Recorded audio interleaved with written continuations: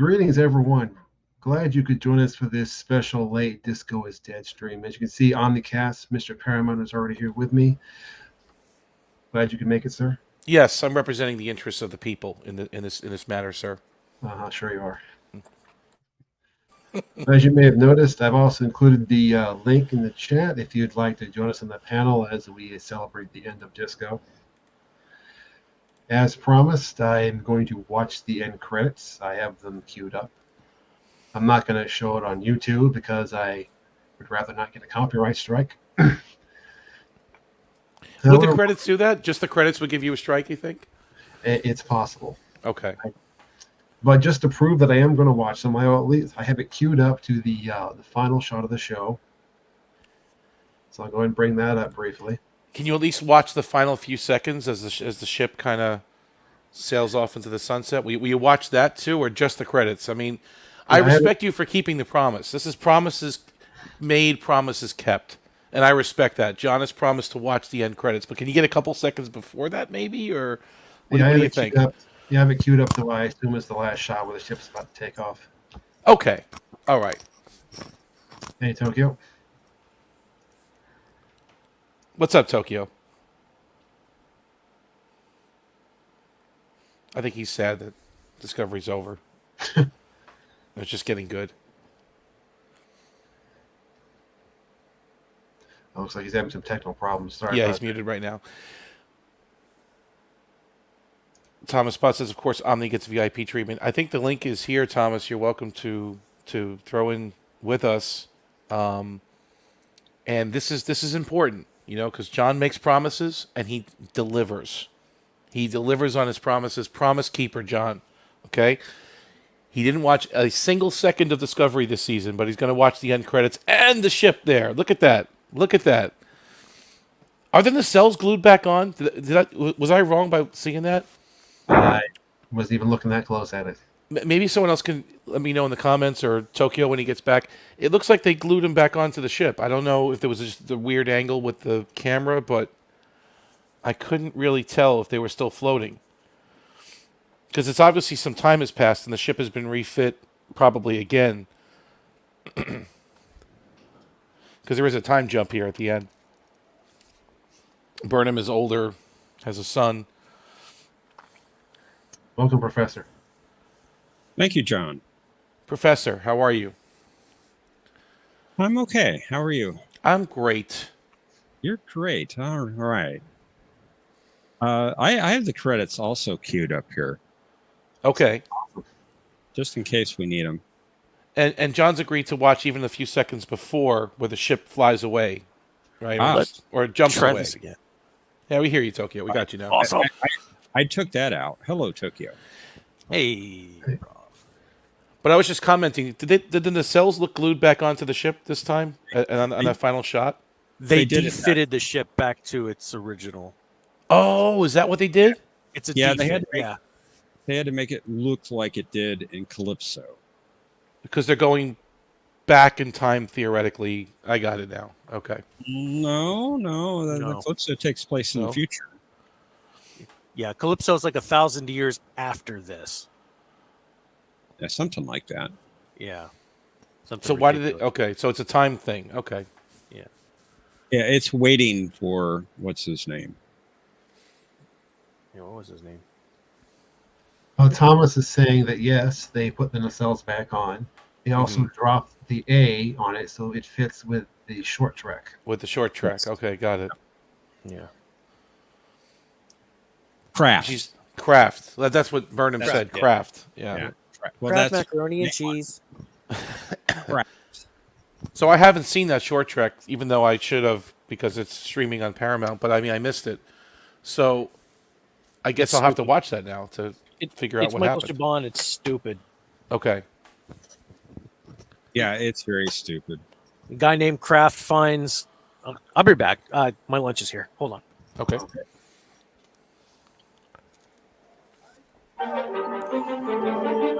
Oh, wait. That sound. That's it. We did hear sound. Yeah. Sorry. That was me.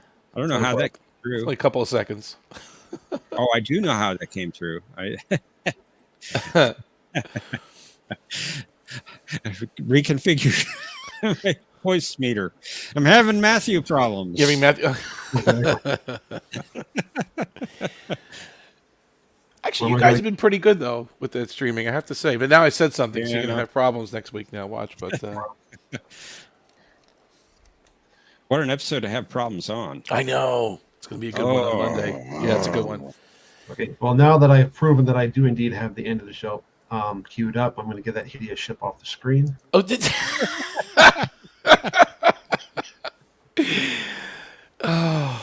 Reverse the polarity. And then I have another question too. I mean, how did it jump at the end? Like, because doesn't Stamets have to be there to tell the spores where to go? So if she was on the ship alone with Zora, how did the ship jump? I'm going to guess he was on the ship. I thought she was alone. I don't know. It seemed like she was alone. Yeah. I don't know. I don't know. I almost let something slip there that I shouldn't have. Okay. We'll have to talk about that elsewhere. Okay. All right. I mean, I don't think John's concerned about spoilers, and I don't think anyone else is here either, but... well, this is not for Star Trek in any way. Oh, okay. Gotcha. Yeah. Oh, I think I know what you're thinking. Okay. Yeah, I got it. Yeah, I think you do. Yep. I got that kind of vibe. Yeah, I see what you're saying. Life with Matthew's joining us in the comments. Hey, Matthew. Yeah, that's what I thought, Thomas. Respecting continuity. Yes, we got you. It was weird that she was the only one on the bridge, though. Right. I mean, Zora can handle... I think Zora can handle flying the ship at warp, no problem, right? But I didn't know the jump. I thought Stamets had to be plugged in for the ship to jump. That's all. He might have been. Yeah, I think it's probably Stamets. Or notice how the spinning effect was super slow. It was. I guess it was, supposed to be for dramatic effects, the last one, but you can always assume now that it's computerized. Kind of. I see. Yeah. Kind of like using a Commodore 64 to look at YouTube. I like the Commodore 60. Yeah, that's right. You ever watch those videos of guys online that get them online now? You can get Commodore 64s on the internet. Yeah. It's amazing. I'm just fascinated by that. Atari 8-bit computers. Oh, yeah. Seen that too. BBS boards and stuff, yeah. Plugging your Atari 2600 into the holodeck to see what happens. Can you imagine that? The graphics, right? What are you doing, Data? I'm Counselor. This is a old video game called from Pitfall. Earth. They called it Pong.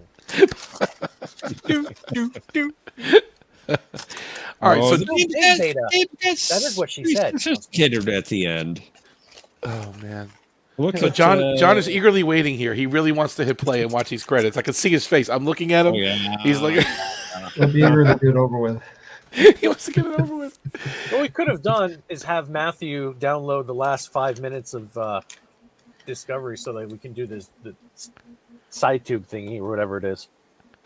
Avoid copyright. Yeah, that's true. You have to open a separate window, but we could do that too. Yeah, that actually works really well for Matthew and Professor on the stream. Yeah, it does. To do it. Before you hit play, though, John, where did you leave Discovery off? I mean, you watched the first season or two, and then you fell off, or where did you leave it? I made it a few episodes into season 3 before I quit.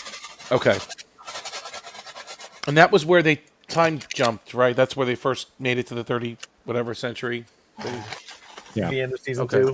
The Red Angel show took them forward. The burn. Oh God. Oh. He cried. Billions died. Terrible. So terrible. Worst. So terrible. And then that whole DMA thing and the 10C. That was even. Yeah, I know you wouldn't, Matthew. I got your back on that.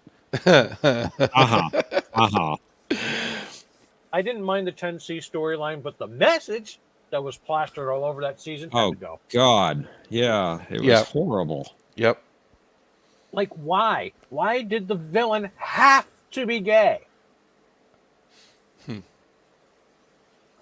I can Yeah. see him bending over backwards, trying to save his friend or reunite with his friend. You mean the He Ricine didn't have to dude? be gay. The Ricine guy? The Yeah. guy on the shuttle with Book and the Rice? Okay, yeah. Mhm.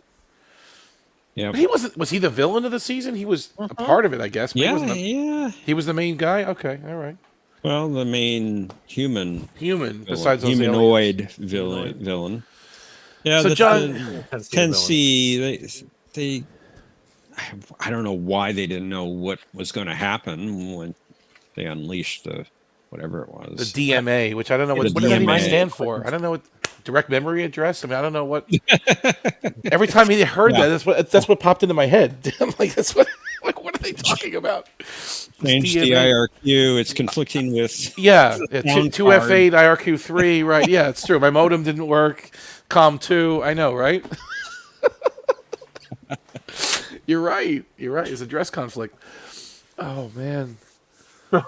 So John, you can see you didn't miss that much. Like all the stuff we're talking about sounds like gobbledygook, and you didn't miss that much actually. To tell you the truth. Nope. Didn't think so. Yeah, and you got some of the good stuff with Pike in season 2, which I did like some of that. I mean, Pike was good. He is good in Strange Yeah, Yeah, Worlds he was too. the only good thing with season 2. Right. Barely. I rewatched it. Unfortunately, it was the worst thing I'd ever seen in my life. What 2? Yeah. I mean, he was stiffer. He was still getting into that role. You could tell he was a little nervous. Yum. That was terrible. Oh God. Although she got better. Like even tonight's episode, she was more normal. She wasn't. So I'm surprised goofy. you didn't say yum yum. Yum yum. Yeah, good job. Yeah, she was just. Go get him, bro. We beat the Breen. Yeah. Oh, that was way too convenient. Jumped them to the other end of the galaxy, right? They're Yeah. around. Separate the ship, Oh man. and supposedly that shouldn't work. I don't know. That was just stupid. Oh, the That was way just- Raynor delivered that line was hilarious. What did he say? Rayner, Yeah. He goes, the galactic Best barrier. So best thing about the whole show, Rayner. Yeah, Raynor was good. That's something you did miss, John.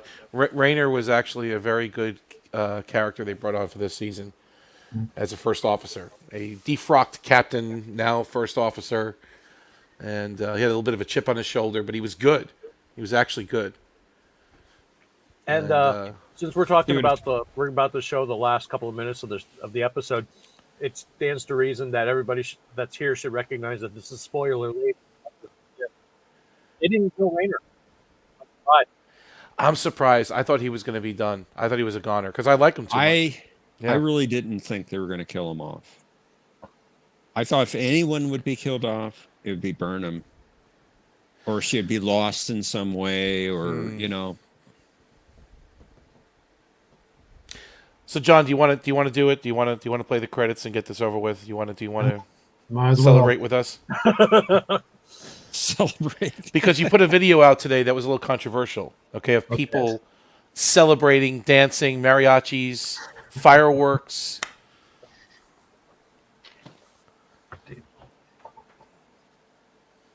So yeah, I guess like you said, I'll go ahead and get these credits out of the way. Just say that I did watch them, like I promised. Now you're not going to play the audio, right? I wasn't planning to play it at all. I was gonna watch it off. I mean, just going to watch it off screen, so to speak. Okay. So we have to imagine you're watching it right now. We trust you, though. We trust you. You You just wanna- they're not on fire. When I get to the very end of the credits, I'll pull the screenshot back up to show that I made it all the way to the end. Well, can't you just play it without the audio, or no? I mean, would that be a strike? Well, do you think it would be safe to do it without the audio? Just the credits? I As mean, long as we talk over it, shouldn't be a problem. It would be safer. Well, I might pause it occasionally as well, just to be sure. okay. Okay. Every 5 Don't seconds. worry. I have friends at corporate. I got you, John. I'll bet you do. I got you. Start and stop every 5 seconds, like Popcorn in Bed does. Is that how she gets around it? I mean, She's only showing 5-second clips. true. And then she pauses for like 7 seconds and starts another 5 seconds. But that gets around it somehow, I guess, Yeah. huh? Okay. But what's that channel? Red Letter Media or something? Red letter. They- Yeah. When he ever has a long clip that gets hit, he'll put this. Let's go out to buy some popcorn or whatever it is. It's some music he plays. Oh, is that what he does? Yeah, he Mr. plays it Plinkett? for like 5 seconds, and it goes back to the clip, picks up right where it left off. Or am I That's thinking smart. of another channel? Might be another Thomas says- channel. Thomas says Omni loses 19K points if you get struck. If I get struck, that's all my points, Thomas. You wanted me to start back at 0, right? Is that what you like? That's right. Oh, Thomas, you need help. And then Mikey's going to come up and take your spot. He could. He was doing really He good can with those look at anagrams. categories.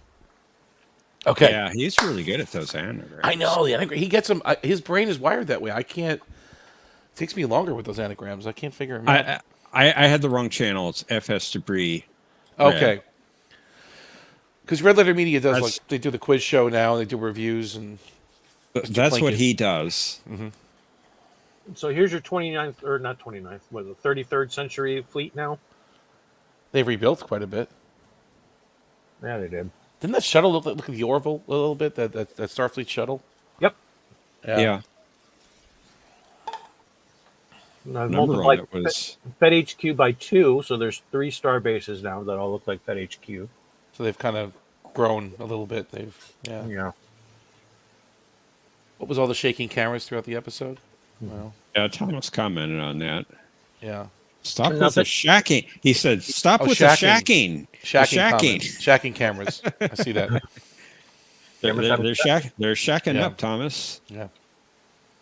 Yeah. There's like Just a little bit of 900,000 context. shuttles. Just a I little know, bit of Thomas. context. I thought about that too. Yeah, why so many 900,000 shuttles? That's true. Because That why? was- Well, Yeah. they have to justify all the shuttles that came out of the Enterprise in season 2 of Discovery. They were like fighters. Yeah. Yeah. Now, just for a little bit of context, even though nobody really cares, Yeah. this is, I'm guessing, 40 years after the final events of the first part of the episode. I mean, at least the son looked about that old. At least in his mid-30s. Yeah. Yeah. That would be a good guess. I would have actually liked to see what ship he got and what his name was. Is it Captain Burnham or Captain Booker? That's a good point. I think they called him Booker. Mr. Booker. Well, his first name was like Leaf or something, or what was his name? I don't think they called him by name at all. He had a name. It was like Leaf or Lieb or something like. It was like an L name. I know it was Booker. It was Book. Okay, Yeah. Leaf. And then what ship? You know, I'm kind of curious if they gave him like an Enterprise or something. Yeah. Again, not that we really care because we'll never see it again, but No. I'm actually surprised they didn't show him on that ship. right. Although maybe he'll be back with Tilly's show. They did give him some screen time. They did introduce this character. They gave Yeah, him some but- lines. You know, Well, we thought they- about that, they- but Jeff brought up an interesting point. what's that? Yeah, they would have to age Tilly then, Oh, I see what you're saying. Oh, that's a good point. because this would be 40 years in the future. Yeah, that's true. That's Or true. get another actress that's older, that looks like Mary Wiseman. But the makeup they did on Burnham was pretty good. The age, Yeah, but do they want to do that every episode? Yeah, for you're her? right. Yeah, the wig. It was well, look what they did to Doug Jones. They're Saru. adding much better looking makeup than what we got in Endgame or that TOS episode. Deadly Years. What about All Good Things? Yeah. I mean, they aged Forge and Picard and But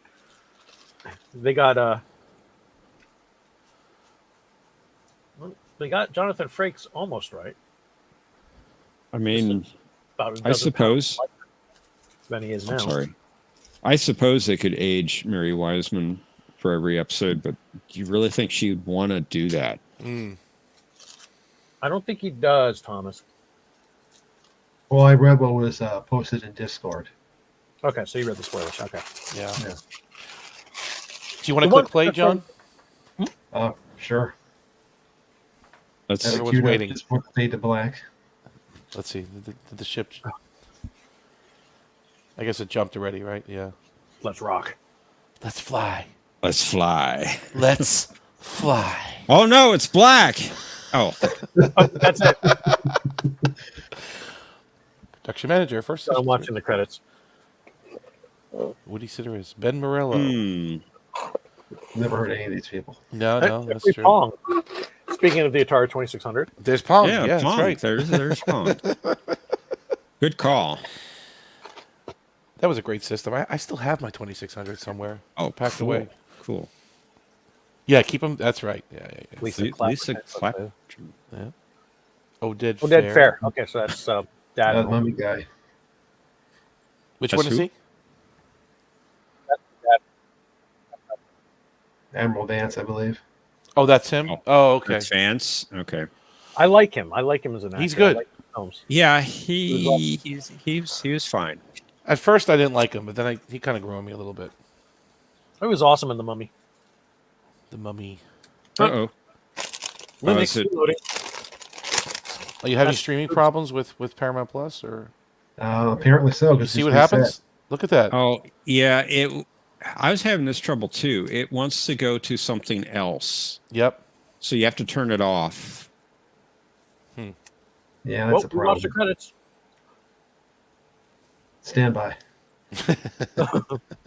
Well, I do have my version if you Sure, we can do that because it's given me that issue with a couple other shows before as well. I forgot about it. It's insidious. That's one way to put it. Just like Netflix. Do you really think they can save us $4.99 a month? I hope so. Dun, dun, dun, dun, ding. There we go. Can you hear that? No. No, thank goodness. I have no idea who that is. Greer Matthew, Mathiat, associate producer. Wow. Lisa Clapperton. The next 5 minutes are all going to be producers. There's so many producers. I mean, there's like 15 executive producers on the opening credits. right? Let's fly. I'm glad I didn't eat anything first. I don't know how that got in there.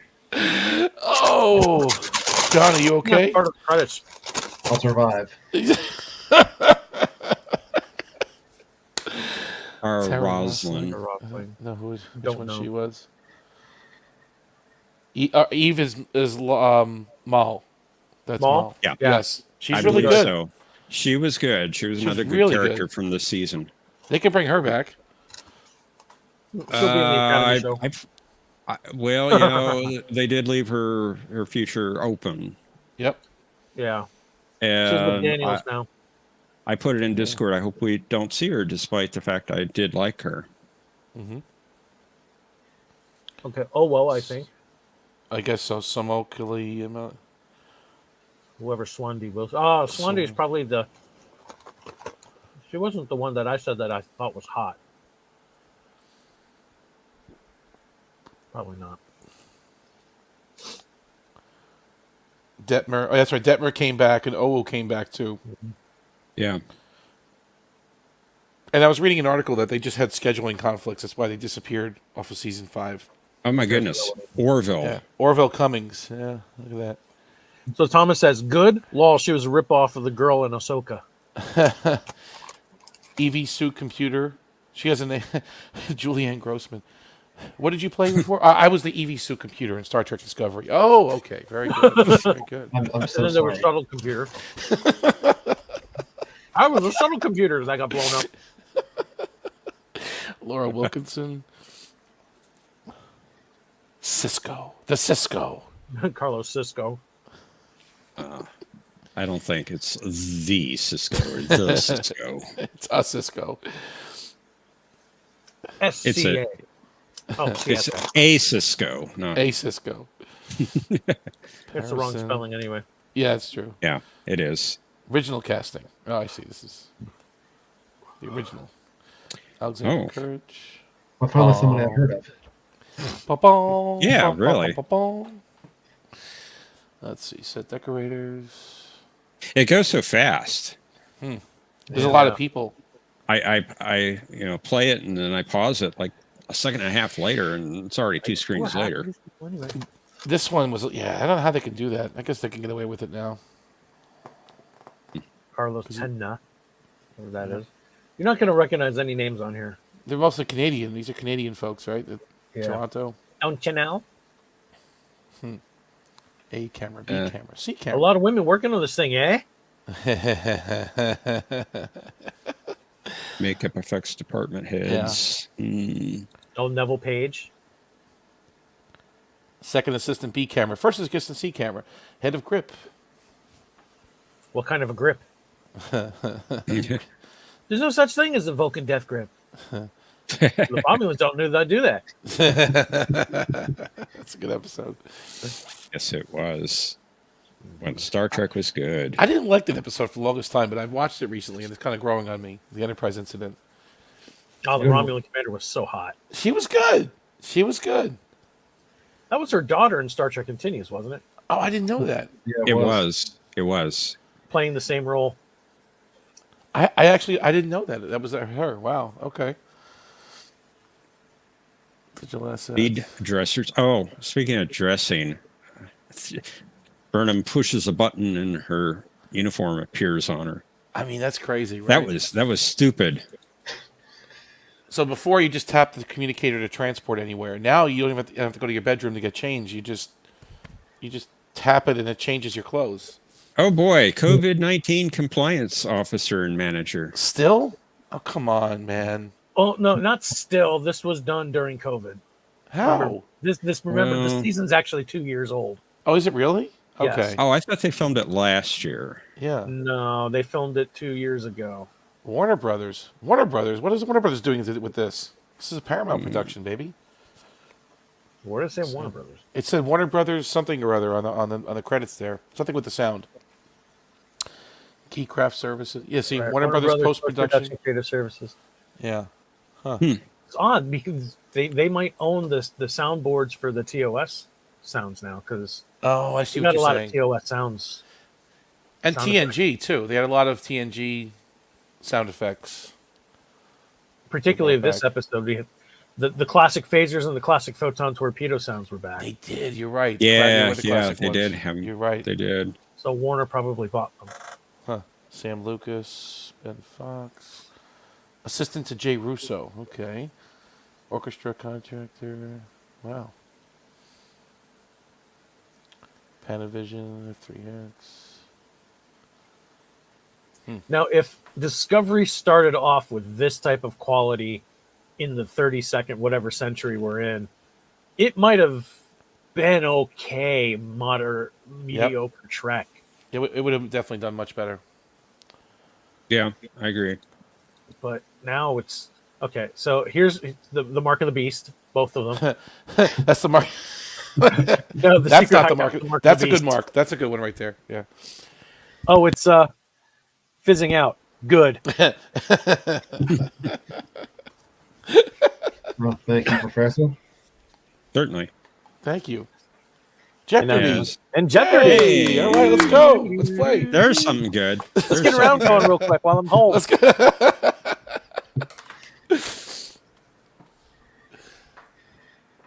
We got 2 players already. We just need somebody else to come up and we can do it. Well, I do have the questions. I could load them up real quick. Oh God. Let's That would do a be- game. They would revolt. You'd have a revolution on your hands. Unofficial. One round, unofficial. Unofficial. Yeah, but then we'd Claims have to of come up with rigging. another round of Yeah. questions for the official game. See, Thomas is rigged. already there. You go. I was Okay, waiting for 4 it, Thomas. days. You still got 4 days. Collusion, right, Thomas? Four? You forgot about collusion. Today, tomorrow, the next 2 days versus what? My time conversion? Oh, that's funny. Sunday, right? So it's what? Today, Still Thursday. today's Still Thursday your time. well, it's Friday Thursday, now. Friday, Just, Saturday, Sunday. Okay, 3 days. Yeah, it's Just went- Friday for just went to barely midnight. for John. So he would have like a day and a half or so. It's like 22 hours, 26 hours from now, right? Yeah. Actually, no, 22 hours from now. Those were the Well, most epic closing credits I'd ever seen in Star Trek. 45 hours from now. 45 hours, right? Because I had to add another. Yes, Right, yeah. I'm off by Yeah. 2. Yeah. Hang on, I think my son is scratching at the floor. He's pretending to be a cat. I'll be right back. But I go through the boards too. I like to go through the boards, just make sure that everything works right. Okay, And okay. maybe I catch grammatical mistakes here or there, which does happen from time to time. Last week, John forgot to put in one of the clues, and it was just identify the episode clue. You know, it was a video. The video, clue, the but picture. Okay. yeah, it was a video. Video. The video daily double in the first round. Which one was that? Which I forget now. I don't even remember what it was now. Yeah. Thomas, that does not happen. Oh, Thomas, you need help, please. Good. Let's rip off the girl from Ahsoka. Okay. So John, that's you didn't miss all that much. It sounds like, but thanks for keeping your promise. We do appreciate that. Of course. And I'm going to say it again. He is a man of his word. You're a man of your word. Yeah, he did say he would watch the closing credits, and he did it Right. live. He did it live. We'll do it live. That was the animated GIF I used to convince him. I saw the Bill O'Reilly. I'll write it and we'll do it live.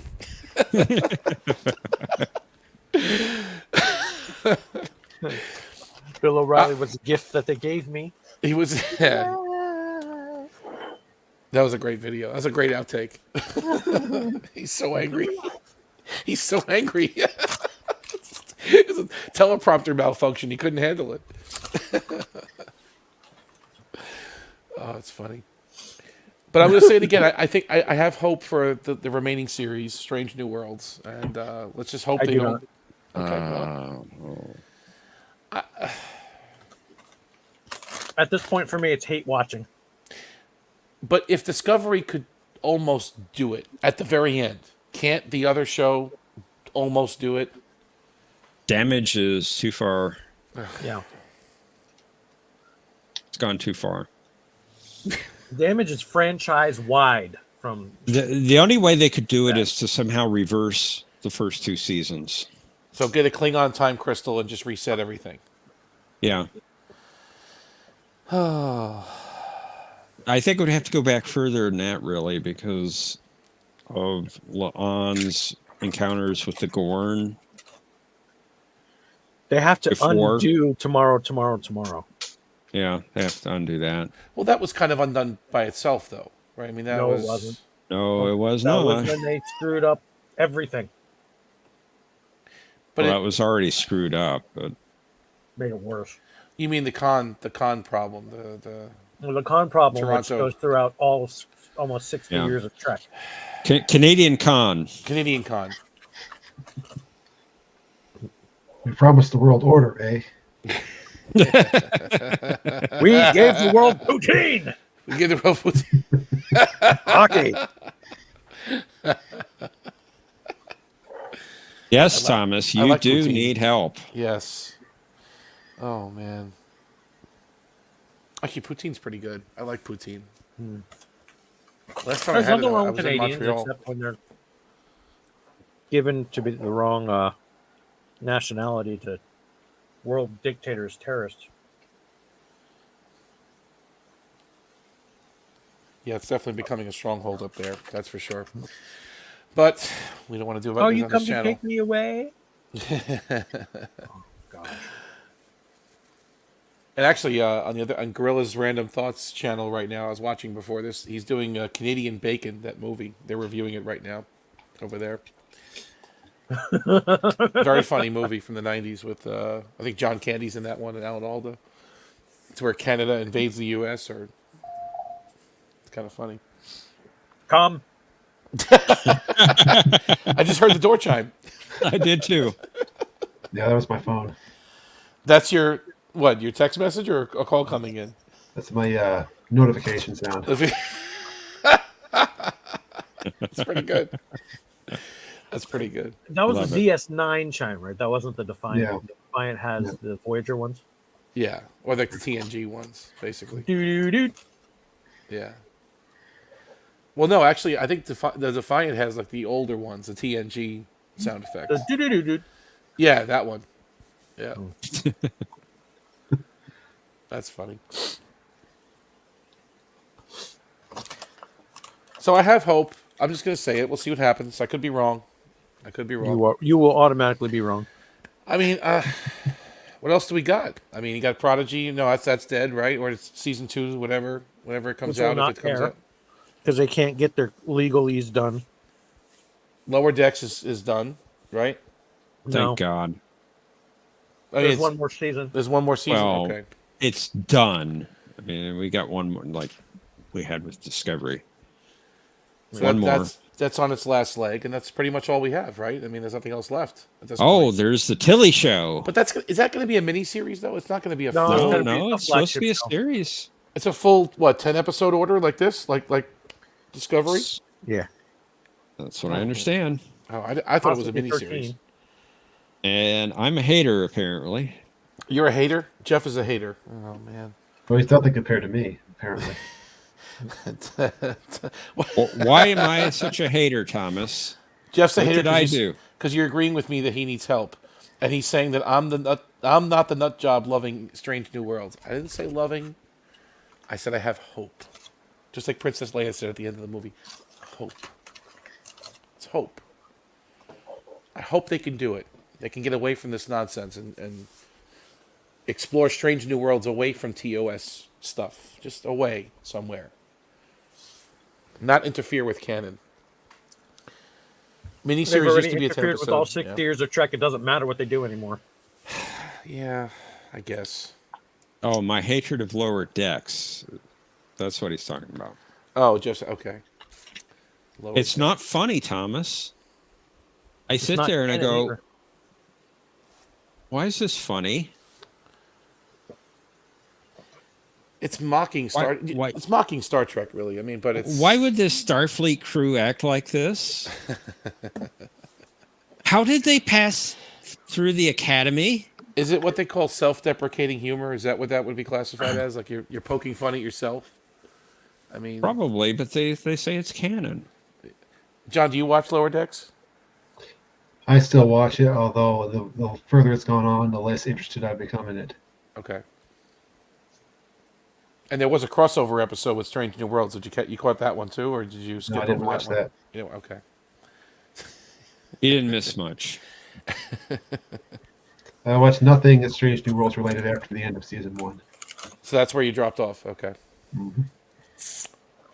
Thomas says, not mocking, it makes jokes about tropes in Trek, which all of us have done. No, it's yeah.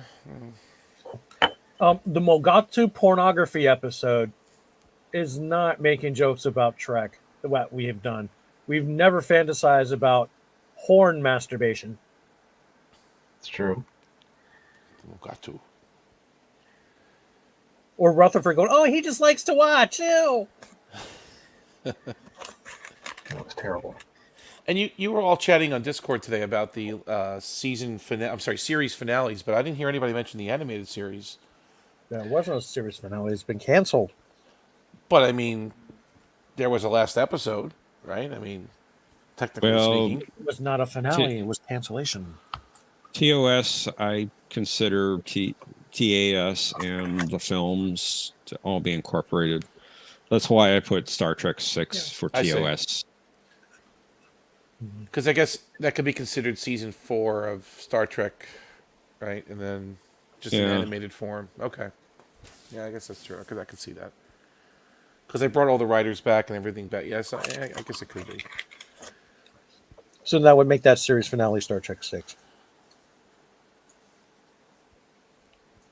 Not Generations. I guess the whole cast wasn't there. It was just 3 No, people. not Generations. Generations. Yeah.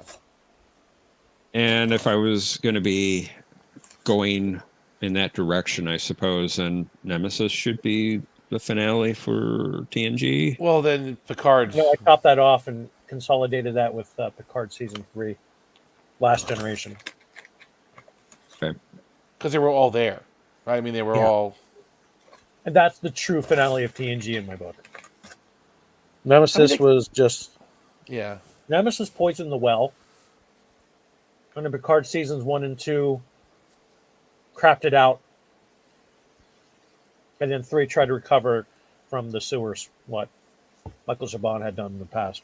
That's true. So if Picard season 3 never happened, then you would still consider Nemesis the finale. The that's it for Next Generation, right?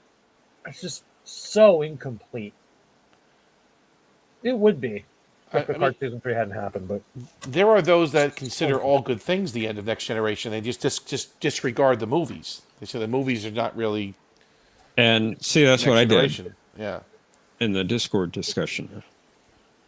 And But I suppose I did that with TOS. Included the movies because it didn't really have a finale. I mean, TNG. You look at it. The series had a planned finale. DS9 had a planned finale. Voyager had a planned finale. Turnabout Intruder was not the planned finale. Yeah, exactly. Right? Yeah, In fact, I think they were thinking, "Oh, we'll be back for season 4," and they weren't. Although the 60s. I'm sorry, go ahead, John. Sorry, I was going to address Thomas's point here.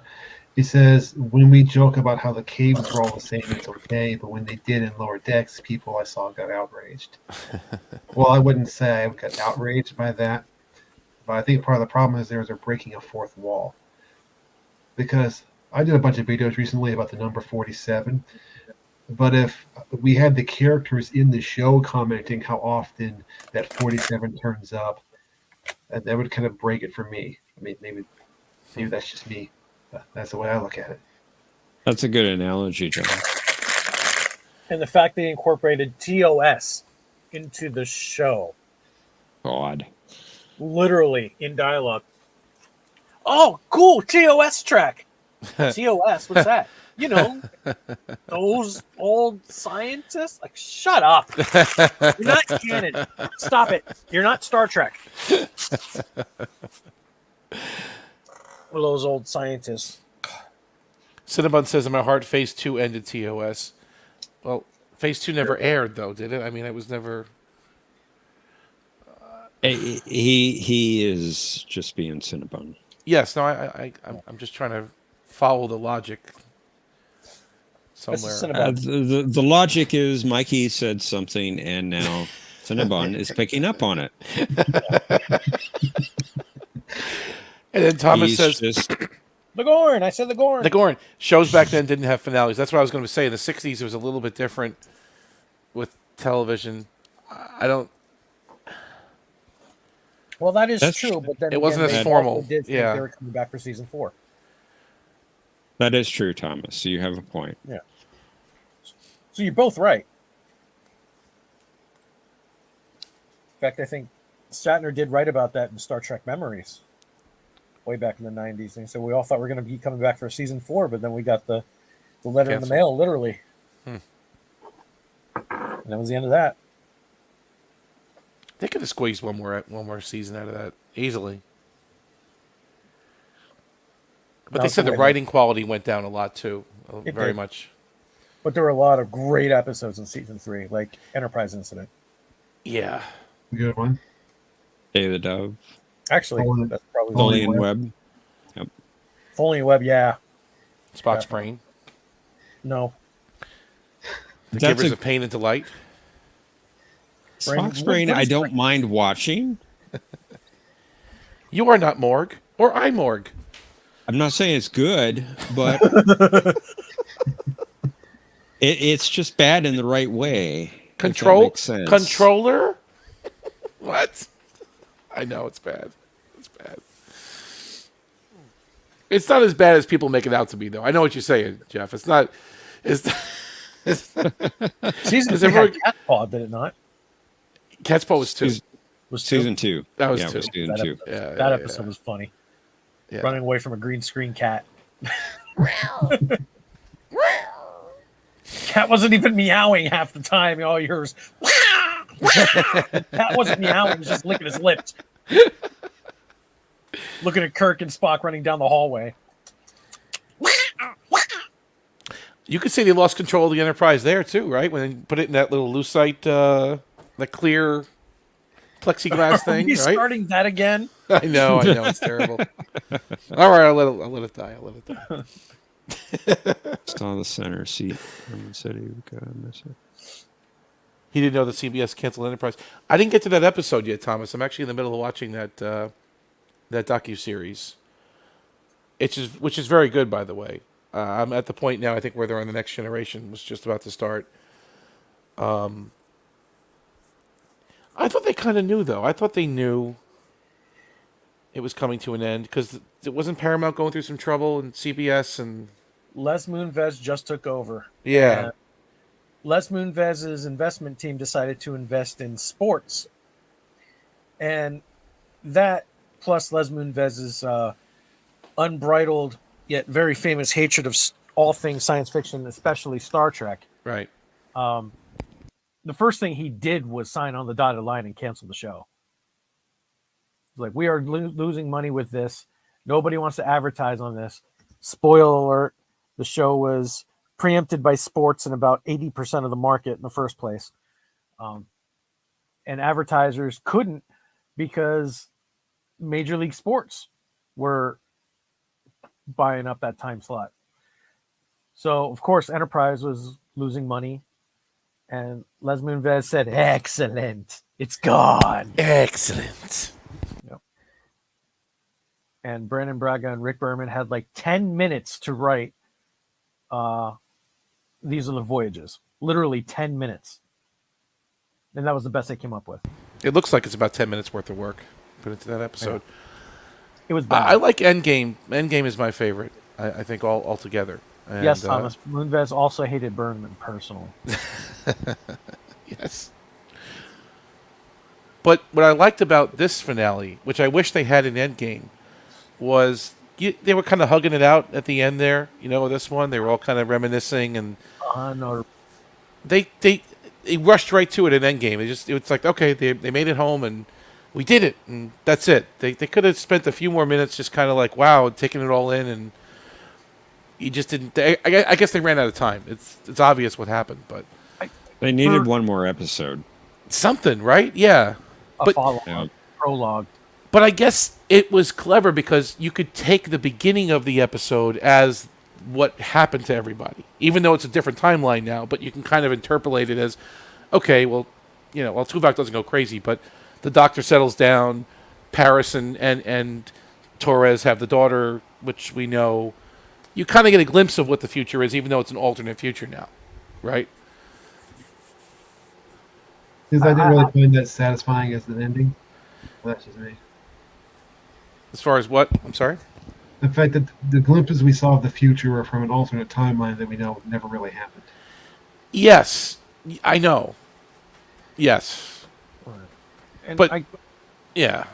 I thought it was actually good the way it was presented, because if you remember, they left us with an idea that they're not back. Remember what Seven said? Mm-hmm. When they were looking for the nearest exit aperture to get away from the Borg, and that was in the Delta Quadrant. Oh, that's right. Yep. So you didn't know. Of Starfleet Command with Paris and Barclay, and you realize what's going on. I mean, Barclay's teaching at Starfleet Academy. That's interesting. The Doctor's the Doctor. Chakotay's dead, right? Seven's dead. Mm-hmm. Well, she will die in the arms of her husband, Chakotay. Harry Kim is the captain of the Rhode Island at that point, right? Finally promoted to something. Yeah. So you kind of saw what could happen, even though didn't happen. I don't know. But you're right. It could have used another episode. That would have been nice to see them debrief Janeway. You see her get promoted. Promote her. Yeah. No. Promotion's good. Promotion's good. They get the new uniforms, right? Yeah. Decide what they were going to do with the Maquis. The Maquis. The ship itself. Are they going to dissect the ship? Or are they going to put it in mothballs? I mean, yeah. You better believe they're going to dissect it. All that Borg stuff that's in there, yeah. We had to wait 25 years to figure out what actually happened to the ship. Ended up in a shipyard, right? Yeah. in the museum. The in the museum. museum. Yeah. And that was a nice CG of the ship, by the way. I have to give them It was credit. lacking. On It was Picard. lacking detail. Was it? Yes. One big detail was the registry was on the underside of the ship when it was in service. In Picard, it wasn't there. It was just. It was missing. Interesting. Yeah, there was no. I guess I was looking at the texture. Just the texture looked good. The lighting looked good from the deflector dish. Like it just, they put a little bit of effort into it. I kind of liked it, but I guess maybe it was missing some stuff. I love when Jack is like, when they showed the Defiant, Jack's like, that is the Defiant. And the camera angle was right above the registry, so anybody could see it. And he loves the Enterprise A, right? He likes the Yeah. That's all Terry Metalis, though. the Connie refit. Yeah. Kind of refit. Ah, Kirk ship. I am a Constitution class man. That was good. That was good. And you can't reconcile that with the rest of New Trek, because when they showed the New Jersey, it was a Jeffries Constitution. Yes, we saw that. Mhm. I'm still hoping there is a reconciliation. I'm thinking there's a refit where they, at the end of Strange New Worlds, they make it look like the New Jersey. Well, obviously not, because we saw the Mir ISS. Mm. So, So obviously that's not going to happen. Matthew, is that Jeffrey Coombs? I think Thomas here has a much better idea of what they could have done for the finale of Enterprise. Between Terra Prime and It should start with a montage of what happens between Terra Prime and Romulans. I mean, that could have even been a better premise for Discovery too, right? I mean, that would have. In the years following the war with the Romulan Star Empire, Earth was turned into a massive federation. Start it from there. That would have been awesome.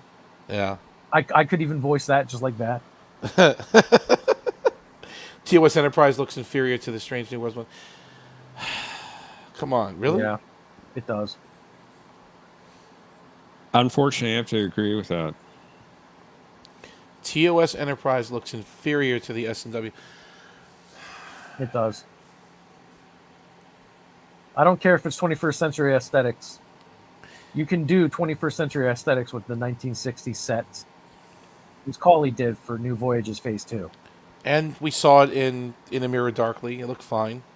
It was perfectly fine in the Mirror Darkly. And the Trials and Tribulations, it looked fine.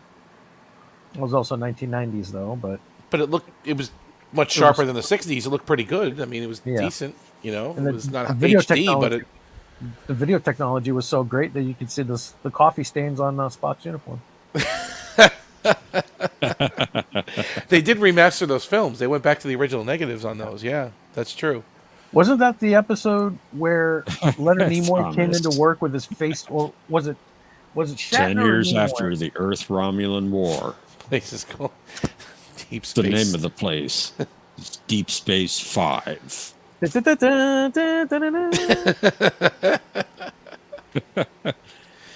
Hustlers, entrepreneurs, and wanderers. A Humans shining and beacon in aliens. space, all alone in the night.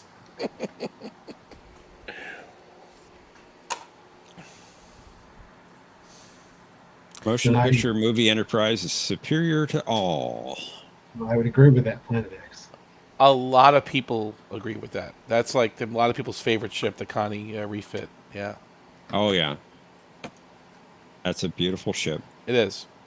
And I could see why they modeled Strange New Worlds Enterprise, or I should say Discovery Enterprise, off of that with the swept back nacelles, and they took bits and pieces from that design language, if you will. And Thomas, it has more windows as well.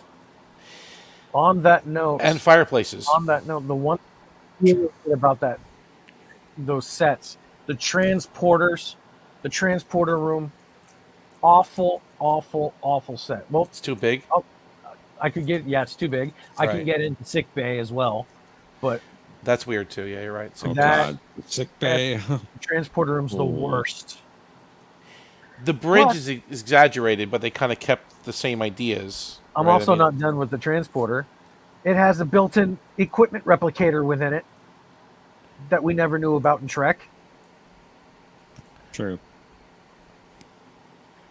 Go on. Whereas, Kirk and crew, when they go out on a landing party, they come in and they've got the tricorders and the phasers with them. But apparently, 10 years before that, you could walk in butt naked, get on the transporter pad, and once you beam down, you're in full uniform, armed to the teeth. Get out of here with that. That's where I was going next, Thomas. That 2-deck shuttle bay or sick bay. Ugh.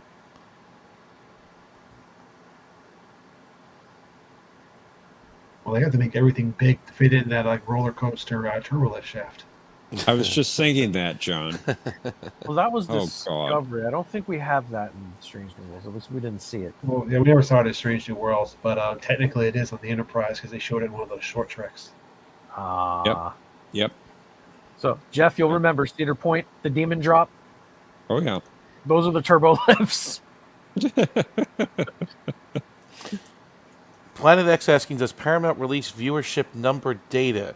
It just doesn't seem like there was a lot of excitement around Discovery.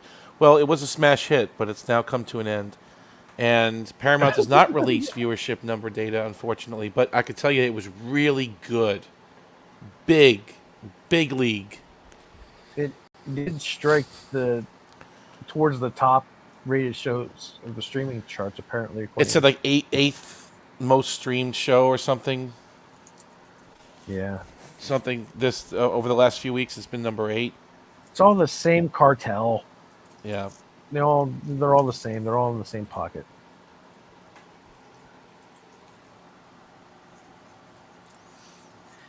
Yeah, after the refit from Discovery, the null space where all the turbo lifts now exist, which is much larger than the ship itself. They have Time Lord technology. It's bigger on the inside. Well, that's what we saw that on Enterprise, though, with the future ship. Yeah, but that wasn't Federation technology. Yeah, that might have been Fed Tech, future Fed Tech. Yeah, but if it was far beyond 23rd century. Yeah. But yeah, we actually didn't quite know who or where that thing came from, did we? It was just some charred guy in a seat. Wasn't anybody special. We never figured out who it was. I'm going to guess it came from Future Guy. Good night, Cinnabon. Take care, Cinnabon. Take Later, care, Cinnabon. Sorry, I missed Mahjong. He was playing Mahjong. Mahjong earlier. Yeah, he was. He I was. decided to read the Bible instead. That's a good use of your time. Agree.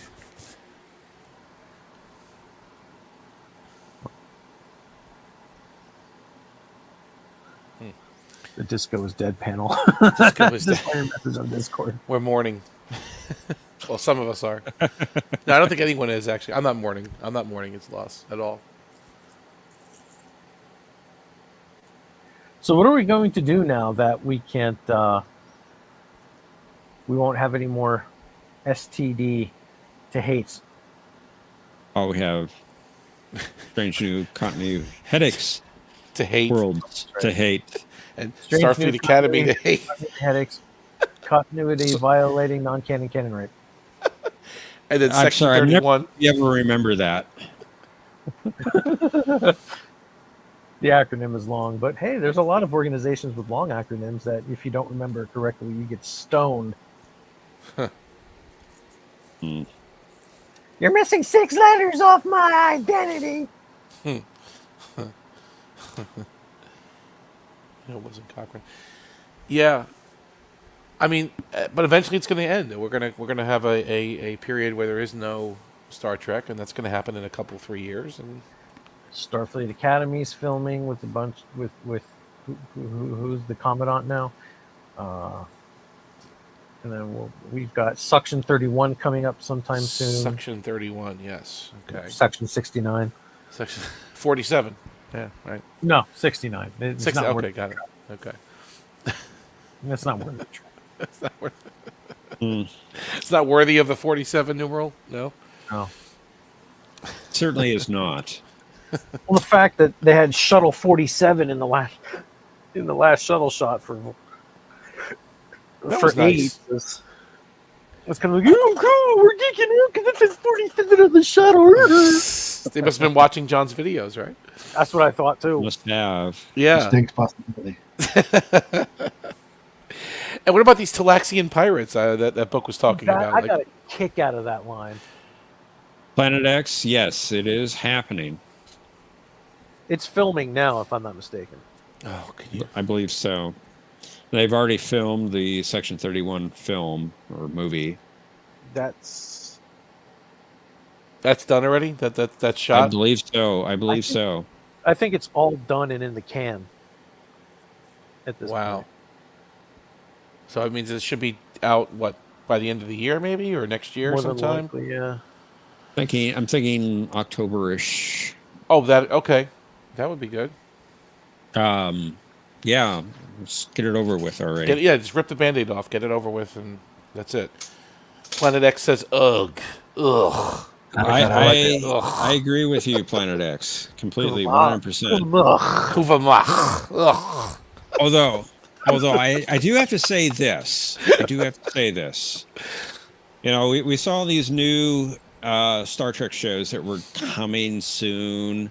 We had Lower Decks, we had Picard, we had Discovery, we had Strange New Worlds, we had Prodigy. And to me, the first looks at Prodigy, it looked like dire. It looked bad. It looked horrible.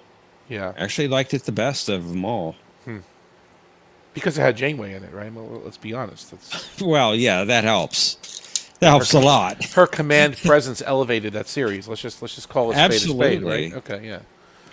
I want to give credit where credit is due, since we're on the post-mortem of Discovery. This season, at the very least, when they subverted expectations, they actually did it right. Uh-huh.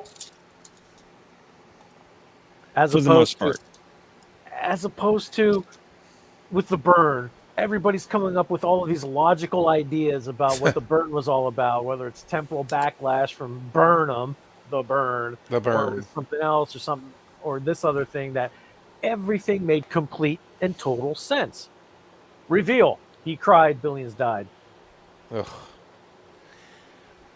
Could you also say that they didn't really mess the Breen up that bad? They actually enhanced that species a bit. They didn't mess him up at all. Right? I mean, because everything Strange New Worlds is doing is messing up other species. Like, they didn't We knew very little about the Breen. Very little. I never thought they messed up the Breen at all. As a matter of fact, I thought they revealed the Breen. DS9 didn't give us much to go on except for rah, rah, rah, in a suit. But that was the whole point, to keep them mysterious, And right? They were thoughts. powerful and mysterious. Yeah. And thoughts. You know who Thought Prawn was, right? Yeah. Thought that's like a Legate, right? Yeah. Yeah. Rah, rah, rah, rah. I couldn't hear you. Psh, I said you're an ugly bastard. Yes, I know I'm serious, but still, that was awesome. I can't understand. Can you please repeat? I need instructions. Whack! Said you're an ugly bastard.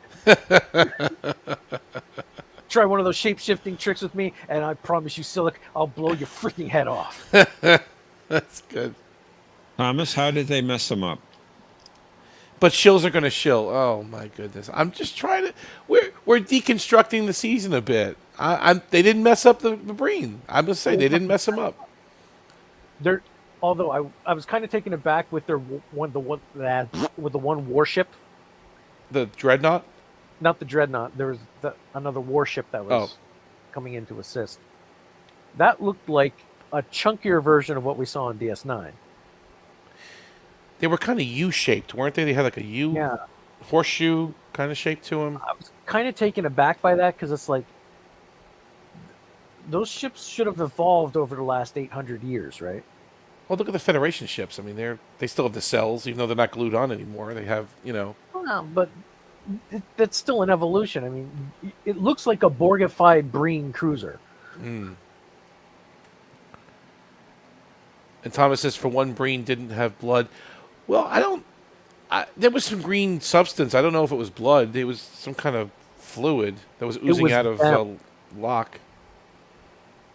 if they bled, then that was them. That was their actual body seeping out of the.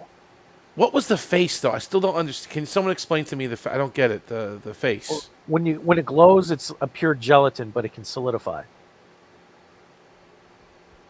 So the natural state of the brain is this gelatinous Yeah. state, but then somehow it can solidify if they take away the force field and it turns solid. Right. Is that Well, but you heard Rayner said it. Like you. what did he say? I may have missed it. Yeah. They're jelly. They're humanoid-shaped jelly. Oh, they're jelly. Okay. Yeah. So then could Locke ever go back to being jelly now that his face is solidified, or no? He's stuck with a face now. I have to watch it again. And Right. actually, It was just baffling to me. I didn't. It's good. I think he can go back and forth, but it takes like his body temperature has to drop. Oh, I see what you're saying. So because he's in our comfortable temperature, he's solidified. But if he goes to freezing, he goes back to jelly. Yeah, and I think it has something to do with his bloodline too, because I don't think normal Breen can do that, because you don't see normal Breen take off. They don't have blood. They don't have blood. Sorry. Lineage. Lineage.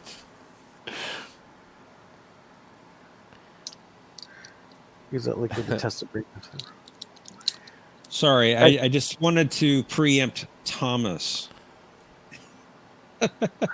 from his shilling comments. Oh my goodness. And I liked Mull. I thought she was a great character. Locke, I liked them both. I like their dynamic. Maul was a great character. Yep. I think their dynamic felt a little bit forced, a little bit between Locke and Maul, but I bought it. Yeah, it was good. It was good, and Book did not annoy me this season like he did last season. Book matured a lot. I like what they did with that character with him. Thomas, I think that's vocabulary. A species that has blood oath doesn't have blood. Yeah.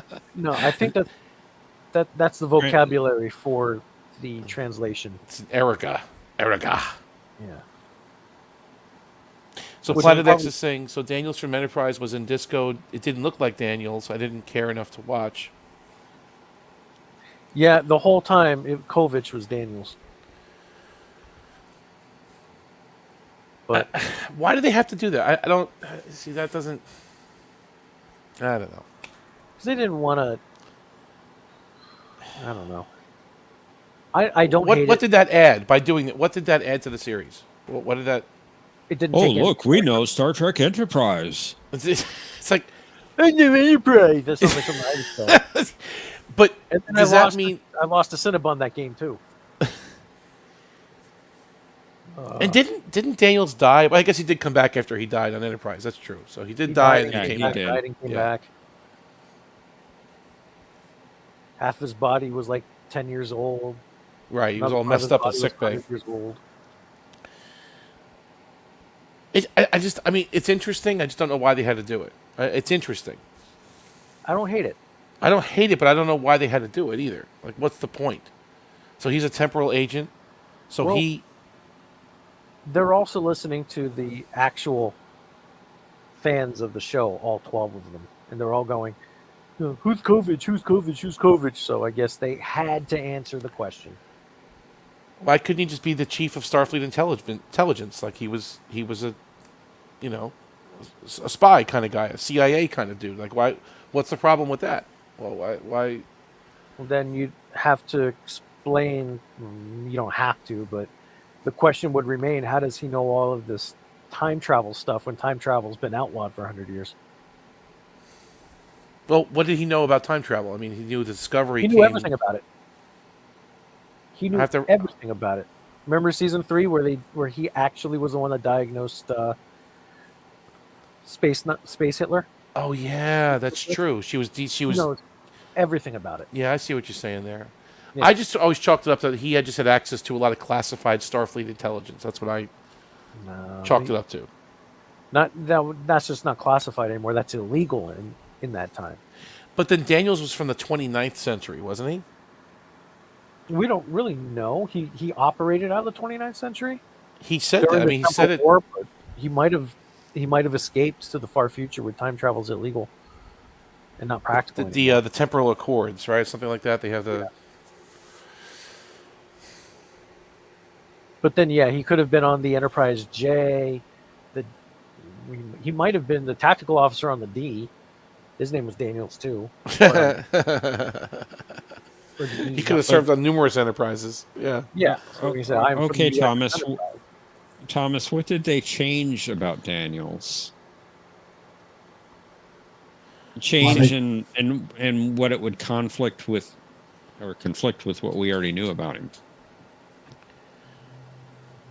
Yes, Planet X, the guy with the big glasses. That's who we're talking about. Kovich. Maury Kovich. Maury Kovich, yeah, that's right. I always thought it was interesting that he wore glasses.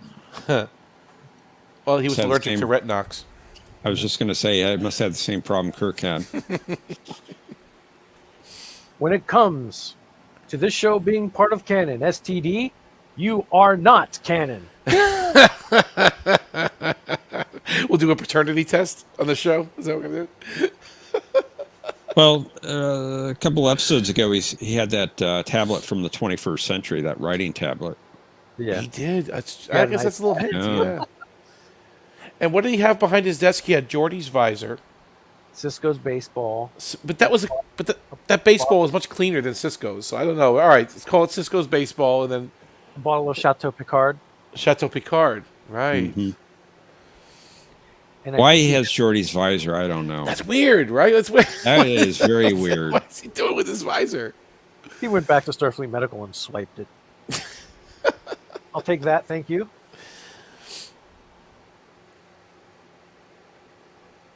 You said that the Gorn attacked you, and then there was a war with the Gorn and the Federation a couple of years before Captain Kirk took command of the Enterprise. But canon has determined that is a lie. That is a lie. More than 20 times. Okay, Thomas, they didn't care, but what difference does it make? I mean, it doesn't hurt continuity in any way. They could have had Janeway's coffee cup back there. Yeah. Now, They if he could would have have turned around and shook Burnham's hand and said, "Catherine Janeway at your service," then we'd have a problem. that would fit for today. That would absolutely fit. We would have a big problem with that. He should have had something from the NX-01. That's true, too. They made a lot of references to that show, and especially this last season. Maybe that skeleton that's on his office bookshelf was Porthos. That's Porthos. So he had Enterprise there the whole time. This is Porthos the Beagle. His bones, anyway. He loved cheese. That's why he died young. He died. What could they have had of Picard's? Like, they didn't have any Picard memorabilia up there. They had the Chateau Picard. Oh, that's true. Chateau Picard. All right, we'll have that. Cisco's baseball. Yeah, nothing of Janeway. Nothing. Maybe let me go back and see that scene again. Coffee mug. As I said, they should have had Janeway's coffee mug. Absolutely. Luckily for us, this season of Discovery didn't suck so bad that we can actually go back and look at this without burning our eyes out of our sockets. That's a really good point. I wouldn't mind going back and rewatching this whole season, actually, because it'd be painful to watch season 4 again, or season 3. It'll hold up. Yeah. Yeah, I wouldn't even mind watching it again, to be honest with you. You're right. It'll hold up, and that's... Yeah. Oh, the absolute worst was season 3. That was bad. Go 2 and 3. Well, 2 One had was- Pike and Spock, and I could... All right. There were elements of 2 that were okay. Yeah. There were elements of 2 that were really dire. Which is the one where they went to Talos 4? That was on... That was That was season 2. Season 2, right? Oh, yeah, right, sorry. 1 sucked. 1 was bad, too. One was Lorca and the fortune cookies and the mirror universe and Okay. The Klingon War. Klingon War and Burnham Mutineer. Ugh. Ash. What's his name? What was his name? Voch. Voch. Thank you. Oh, son of none. Goichu. Voch. Oh, joy, Goichu. Picture of Tuvix, huh? That would be nice. A picture of Tuvix. Oh my goodness, that would Oh be. my god. Can you imagine? This is part of the wall behind, Okay. and I don't. Oh, there is a recognize- lot there. Okay, they just zoomed in on a couple of things. Yeah, this is what he's got here. I don't recognize any of this. Oh, there's Sorian Brandy in the back, isn't it? No. Is I it, don't know. where? Behind him directly? No. Back- yeah, no, that's not Sorian Brandy. It's something, but it's not. These are, unless that's Kayless. Kayless. Kadesh.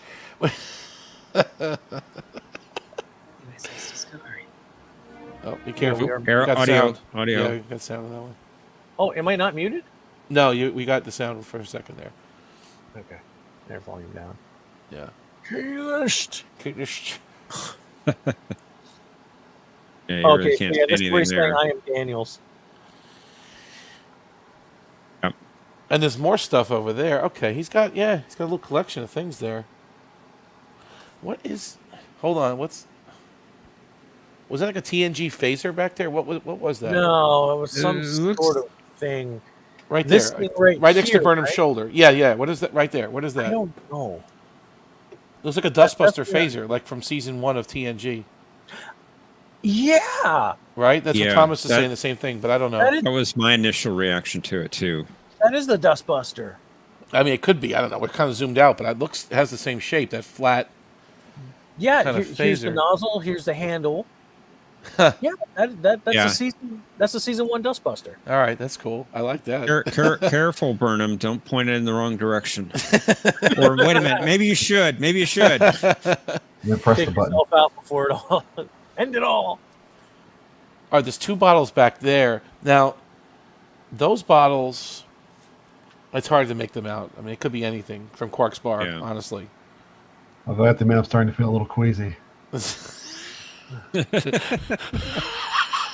Just ignore Oh, she's it. smiling. This should make you sick, right? Okay, yeah. That's what I'm talking about. So there's Well, a Chateau Picard. There's a Chateau There's Picard. a Okay. skeleton. Here's a skeleton. I think that might actually be Porthos. That's Porthos? Okay. All right, we're gonna assume that's It's Porthos. not a Wow. Vol. It's not a Cardassian Vol. Yeah. All right, so there's Geordi's visor. Oh, that could be the thing from Conspiracy. The alien that was inside of Remick. Oh, that's gross. I know, right? That ball's too clean because Oh, yeah, Cisco's that's way ball too was kind of clean. scuffed up, wasn't it? Right, John? And didn't it have a Yeah. signature on it? Well, there was one after the "Take Me Out to the Holosuite" episode, but he had the other one that was on his desk the whole time was scuffed up. No coffee mug, unfortunately. No coffee mug.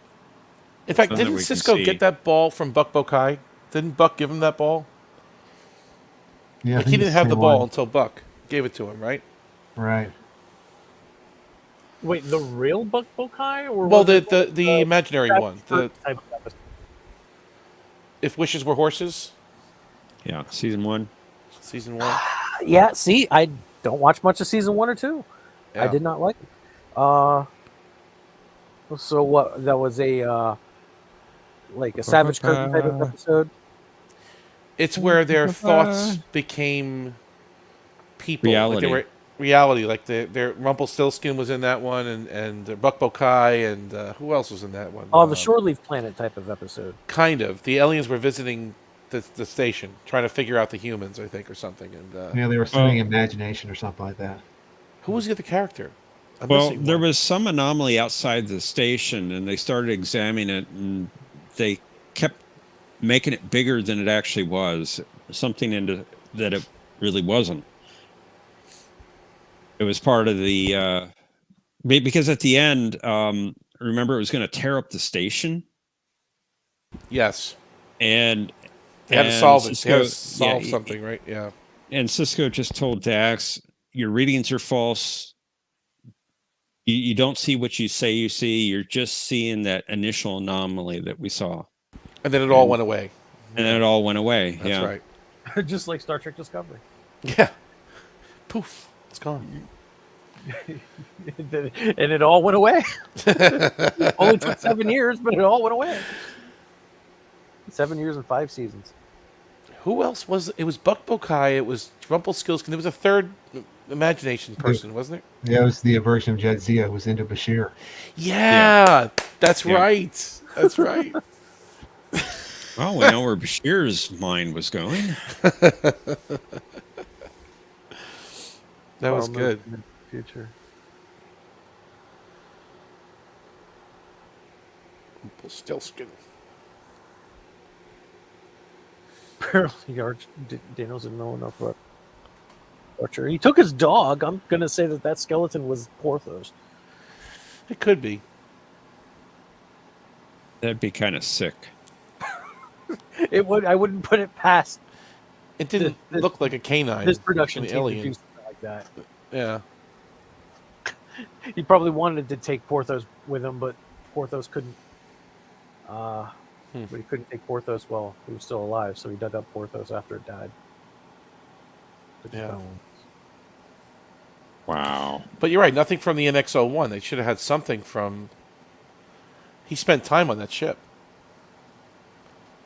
Maybe one of those communicators or something, or a tricorder, the old one, or something. Archer's water polo ball. And Archer's water polo. Yes, that's a good one. That's a good one. You're right. Everybody has a knick-knack. Yep.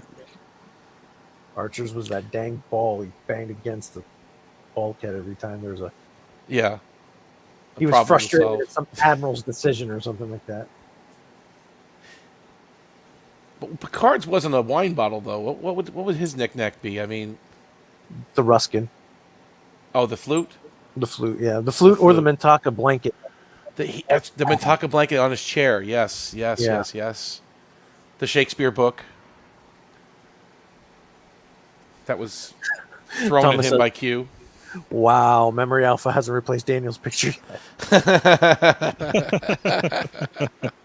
Give it They time. will- Although they I will- did look at the Kovic article this evening, and there's a discussion going on whether or not they should incorporate that into Daniel's article. I guess you have to at this point. I mean, they will. Finally falling down on top of the debris. They'll update it. Memory Alpha's been super loyal like that. They've, as much as we hate it, they did a much better job than the Okudas did back in the 90s. It's actually kind of funny. Some of the articles you look up, they're trying to bend over backwards to accommodate stuff. Like if you go to the article for the Illyrians, there's a picture of number one and that race from Enterprise next to each other that look nothing like each other. Oh, the Damar Illyrian. Yeah. Mm-hmm. oh, I see what you're saying. Yeah, but they did what? My brain is shutting down. Genetic engineering. Genetic engineering, so they could change their appearance over time, I suppose. Thank you. Yeah, Thank look you, more Omni. human. and the Ghost Wisps. Which one? The Can't candle? forget the Ghost Wisps from Strange New Continuity Headaches, Canon Violation, non-canon rape. Yeah, but what?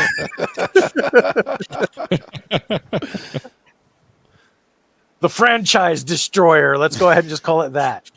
Star Trek Franchise Destroyer. We'll see, sir. It It's is now, sad. it's now the flagship, technically. Uh, I love it. The Franchise Destroyer. All 60 years of it just flushed right down the toilet as non-canon.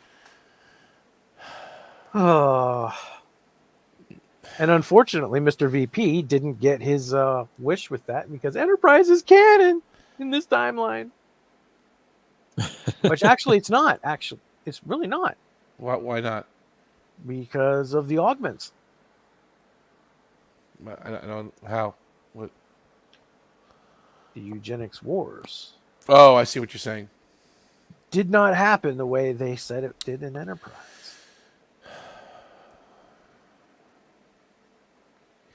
But that goes back to the question: was World War III the eugenics wars?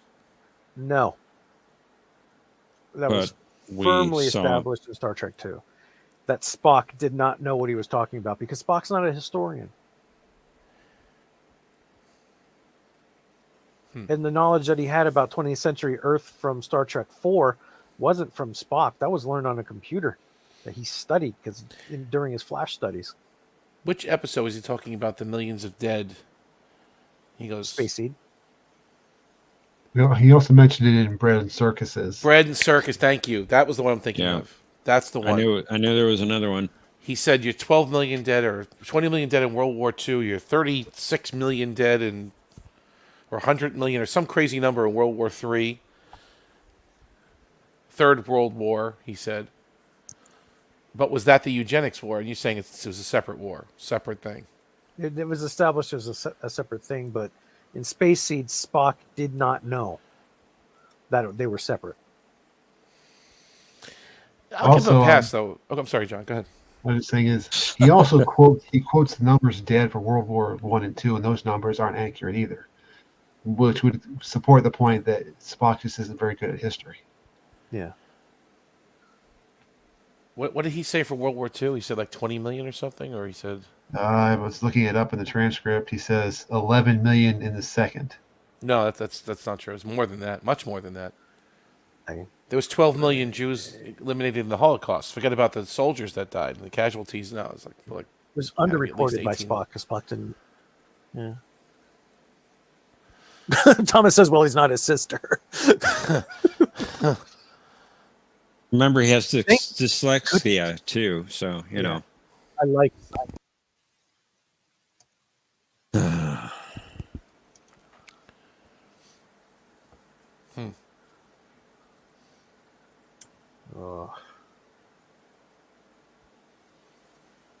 I like what she said to Spock. You honestly think the beard is? You're cutting in and out.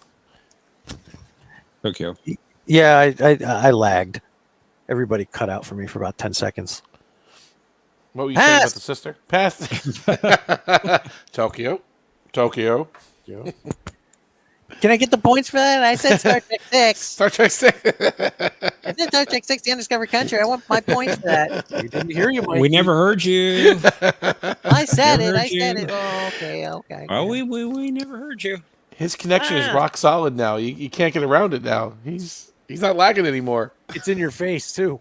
He's in your face. Oh God. Oh man. And he said he He- had multiple he- viruses on his computer, and he had the computer destroyed. And I'm imagining him taking a sledgehammer to the computer, or just somehow destroying it.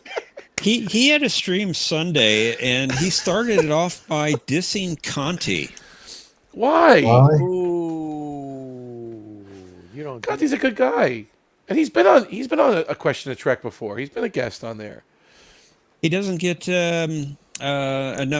diverse enough players.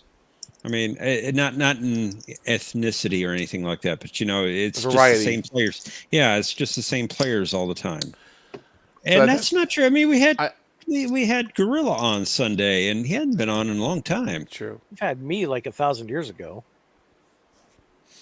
Yeah, we'd like to have you back.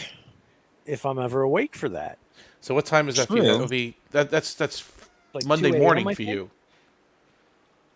Oh no, Monday night. No, Sunday night. That would be Sunday evening for you, right? Yeah, it's like 2 a.m. Monday morning or something like that. No, because it's 11 a.m. It's like 12:15 in the morning for you. I Yeah. think. I have to get up for work.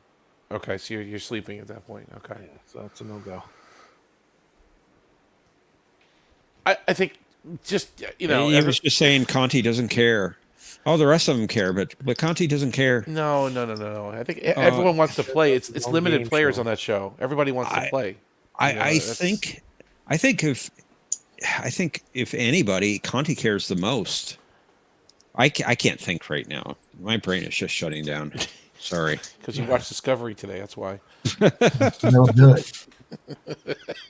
Yeah, I stayed up overnight to watch the damn thing. Did you really? Oh, you stayed up last night?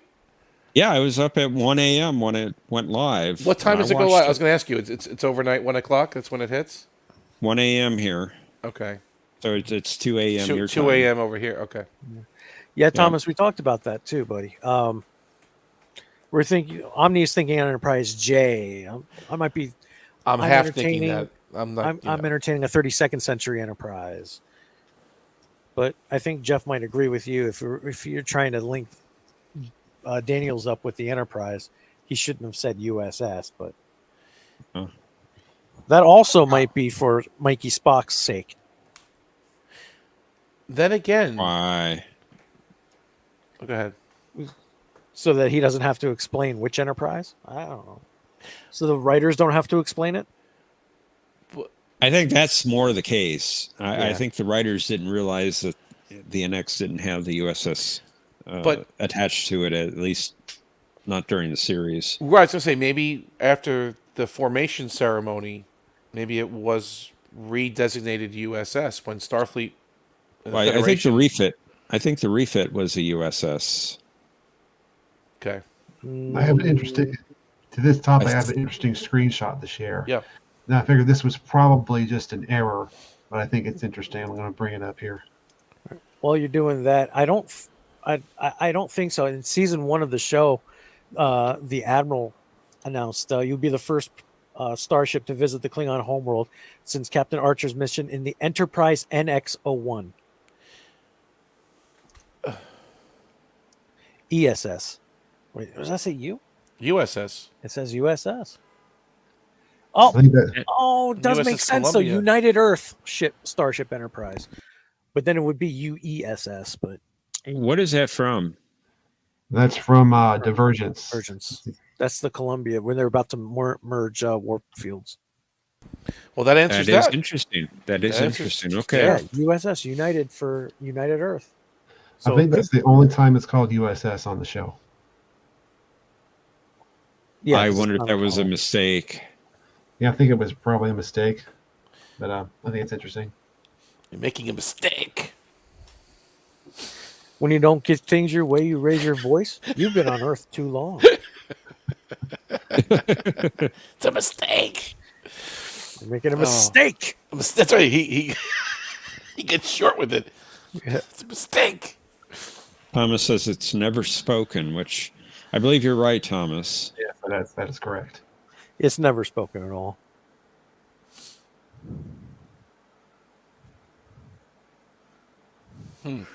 Yeah, but Thomas Daniels was a time traveler, so he could have been anywhere.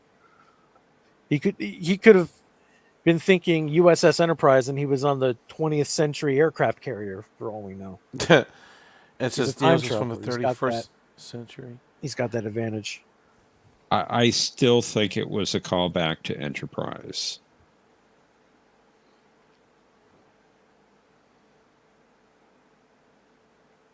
And one thing These Are the Voyages got right was that the NX-01 had to be decommissioned by 2161.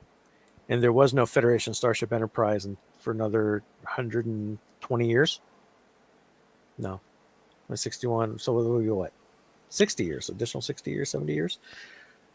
About 80, 80? Yeah. something like that. Because the 80 or 90, some right in that area. When was the Connie Commission, yeah. John? The original Enterprise was launched in 2245, supposedly. Okay. Yeah. So about 80 some years, 84 years, something like that. That in the Enterprise A's dedication plaque says the second starship to bear the name. So under the Federation flag, Mhm.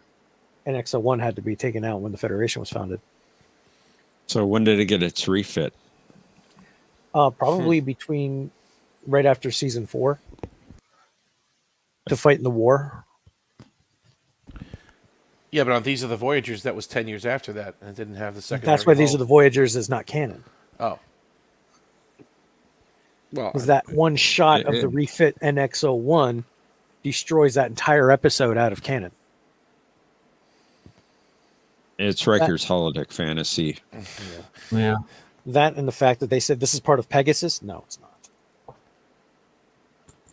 Well, that's what they were trying for. I mean, it didn't, Yeah, and they didn't failed. work that well. And you failed. You failed. The fandom made a fool of you. And of course, when Scotty's talking to the computer holodeck computer, there are 5 starships with the destination Enterprise. So they forgot about the NX-01, I guess, at that point. Didn't she say Federation starships? I believe so.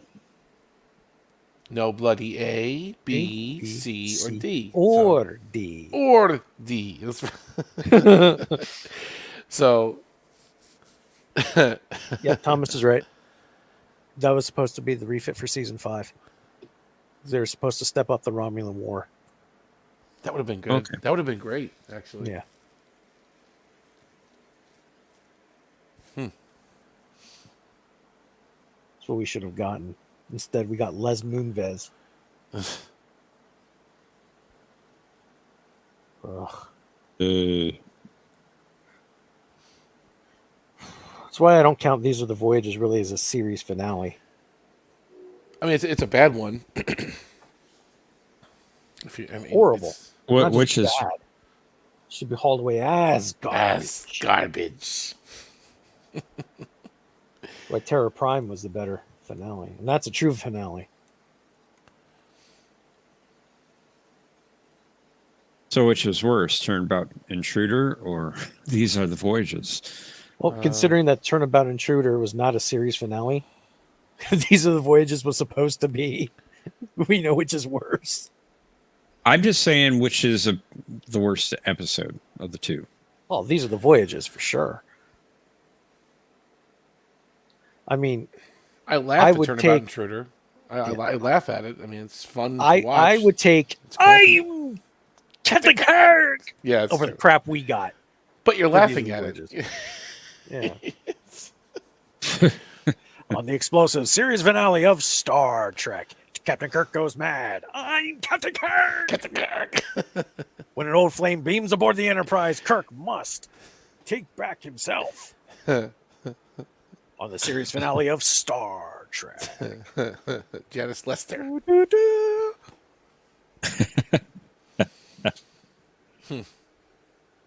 Your thumbnail is apt. Yeah, The entirety of Disco should have been chalked up to one of Barclay's weird sexual fantasies on the holodeck. it's true. It's true.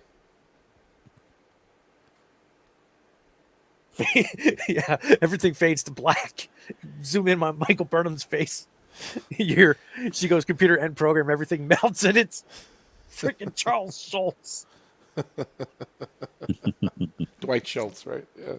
Dwight Schultz, yeah, Charles Schultz. It's the creator of Peanuts. Of Peanuts. I suck. This is why I don't play Jeopardy anymore. You had it. Strange New Worlds Lower is Decks Omni Tokyo. Fantasy. Oh, please. This would be mad.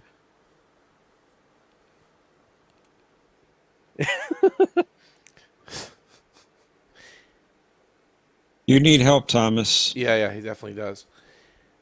No, they would Lower never Decks invalidate. did do what I just did. when they did season 2 or 3, they did the Next Generation promo for it. On the next with the original recording voice too. Isn't he dead? That guy? No, I don't think so because he did. His name was Don Fontaine or something. Didn't he die like a bunch of years ago? He did all those movie trailers. It was a different in guy. a world. No, that was a different guy. Are you sure? Yeah, it's a different guy. I thought it was the same guy that did the movie trailers. No, it wasn't him. No, it's not him. They tried to do something similar for Babylon 5. I was watching commercial promos for Babylon 5 season 1, and they had a voice that was really deep like that, and it was horrible. Have you seen those, Omni? Yes, I know exactly what you're talking about. Oh, Because it was God, that they were primetime bad. entertainment network. Yes. They had a budget version of Don LaFontaine, which is his name. And you're right, it was a different guy, Tokyo, but Don did do the voiceover for this promo for DS9. The initial promo for DS9 was Don LaFontaine, the movie guy. Yeah, and then the rest was the guy that did all the TNG promos. Correct. Yes. Next time on Star Trek: The Next Generation. Yeah. Dun-dun-dun-dun. You're watching Star Trek: The Next Generation. Riker is kidnapped. Yes, I wondered, did you, Jeff? We didn't get a TV guide humor, did we? We didn't mind. I'm sorry. We didn't get a TV guide one, did we? Recently, Of what? the funny meme things. I posted one the other day. Yeah, I'm digging back for. I got to dig back for. Oh, I found one. On the next episode of Star Trek: The Next Star Generation. Trek. After she's questioned by the Federation security, Dr. Crusher reaches out to a controversial colleague for help. On Picard's first contact mission, Q turns the planet's population into clones of himself. Guest starring Mr. T on the next episode of Star Trek: The Next Generation.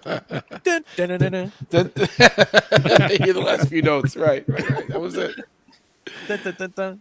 That's right.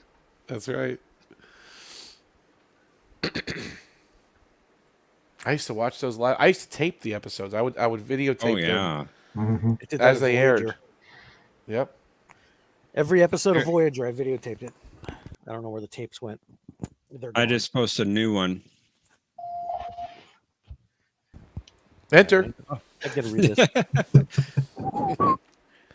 Oh God, you atheist with George Burns and Whoopi Goldberg.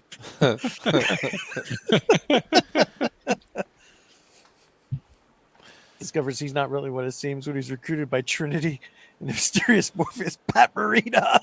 Pat Morita, Mr. Miyagi. Yeah. Yeah, it's the Karate Matrix.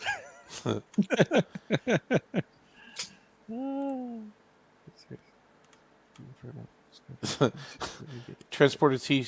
Don Novello. What is it? That was the other one. Novello. The next episode of Star Trek: The Next Generation. While studying an unusual protostar, the crew sets off a series of events that may spell doom for an undiscovered species. Geordi and Data explore the lowest deck in search of buried treasure. Special guest Don Novello on the next Who's Don exciting Novello? episode of Star Trek: The Next Generation. Dun, dun, dun, dun. And I'm supposed to take my pills, apparently. It would have been funny if Troy walked in on him in the program, froze during some awkward makeout scene with Troy saying, "Reg, I thought you had moved past this." Thomas, I do not write those. If you haven't figured that out.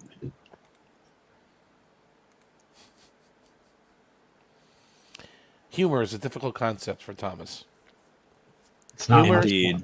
And sarcasm. Yes, Sarcasm, definitely. He has issues with sarcasm. It is not logical. Whoever said the human race was logical? No, they would never That- make this Discovery a holodeck fantasy because these people take this seriously. I think I sent you a couple of videos, Tokyo, about interviews they did with Sonequa, Martin Green, and they feel very good about what they've done. They've made a statement. They were bold. They were trailblazing. They were exploring issues that haven't been explored before. I mean, they're very proud of what they delivered here on Discovery. And They'll never trash it. They'll never, take it all away because it's a fantasy. They don't want to do that. if you take seasons 4 and 5, no, not 4, because 4 was the Stacey Abrams season. Ugh. If you take season 5 and Ugh. opened it up with this, I would agree that they've got a lot to be proud of here. But not taking this entire show in isolation and as a logical thinking, clear-minded human being, this dumpster fire is gone, and they have every reason to be ashamed for the things that they've done in this show. Yeah, but the way she talks about it too, it's almost like they fixed Star Trek. Star Trek was pretty groundbreaking. I say that word not facetiously this time. Like they had tackled difficult subjects before. Yeah. The Janai, let's say for example, and the lesbian kiss on DS9, and they've done different things, racial issues they've dealt with different, sexual orientations or whatever. They just dabbled in it. They didn't throw it in your face, but they tackled the issues, but they make it sound like, oh, Star Trek was just like a, you know, all boys club and just, for nerds and not really tackling those things. And we did. We fixed it. We made it look at these. Look at what we did. Look at how we brought this to the forefront. And we, I don't know. I guess the test of time. We'll see how it stands up.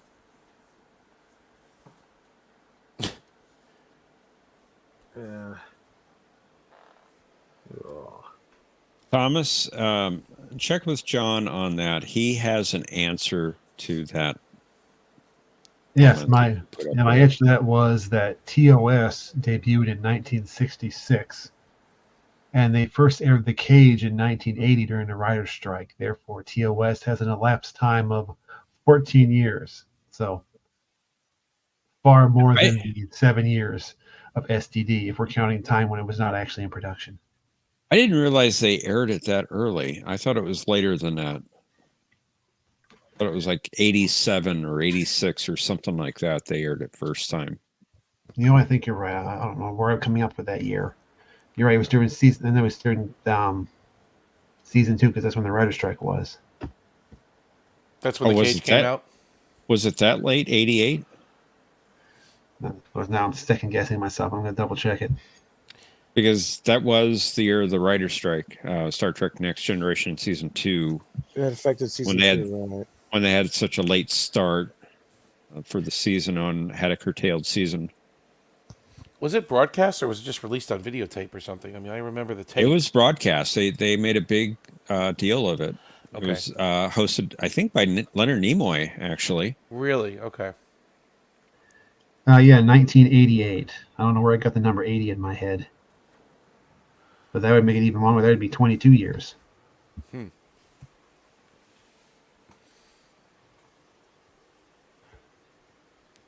Of course, how far down the rabbit trail do you want to go? Do you include the remastered episodes? So Jeff gets those from a far left pick. Left pick. I don't know. What does that mean? I assume he's talking about your TV guide things. Oh. Yeah, they do tend to be leftist. But I agree with. But they're funny. They're funny. Would have been less upset if the show if they had just, since the 31st century in the very first episode, couldn't get past them. Yeah, that's I agree true. with that. But the show was going to be something different, though. Lest we forget, this morphed into something it wasn't supposed to be. Right. Yeah, originally it was going to be a lot different. A lot different. Anthology Yep. show, right? Yeah, because it was supposed to follow Michael Burnham from where she was on the Senjo all the way through to Getting pretty muffled. Yeah, they were going to follow her all the way through to the movie era. Okay. Yeah, because the original premise was we're not going to focus on a captain, we're going to focus on a first officer or something. That was the original premise. And they said, like you said, an anthology kind of series before Captain Kirk. It sounded great. I mean, yeah. There should be AR that. AR that. I heard that, yeah. They kept the focus on her. Yeah. Yeah, they did. I mean, I guess it was designed that way, but, you know. She could do everything better than everyone else. What'd you say, John? The bestest ever? Ever? The bestest ever. That was, didn't Doomcock come up with that? When he say? Yeah. The bestest ever. The bestest ever. Yeah. Ever. Doomcock. He was great. Who apparently causes what's his name, Alex Kurtzman, to kick and break his own TV in his office and scream his name. I have it on good authority that Alex Kurtzman kicked and broke his television when he heard my report. He bought that hook, line, and sinker. Some Reddit dude who trolled him and he broke that as news. Almost broke my television over Discovery a few times. Yeah, that's what they call a And smash hit. Doomcock was serious. I unsubbed from him. Did you really? I mean, I did. I remember him back in the 2018 days when Discovery just came out and he was just destroying it. I was having fun listening to him back then. It was great, you know. It was him, Nerdrotic, Nerdrotic. Random, Yep. and that was it. Yeah. Those were the top three. Neurotic And was Phantom yep. Menace. Yep, that was them. And I Midnight's really- Edge. I really didn't come on the scene until late 2019. Yeah. Well, you came on the scene at the right time. Mecha Random and one of the dudes from Midnight's Edge started banging each other, and that whole channel didn't turned know to that. crap. Doomcock started spreading lies that were found on 4chan and Reddit as 4chan. news, and then 4chan. he was done.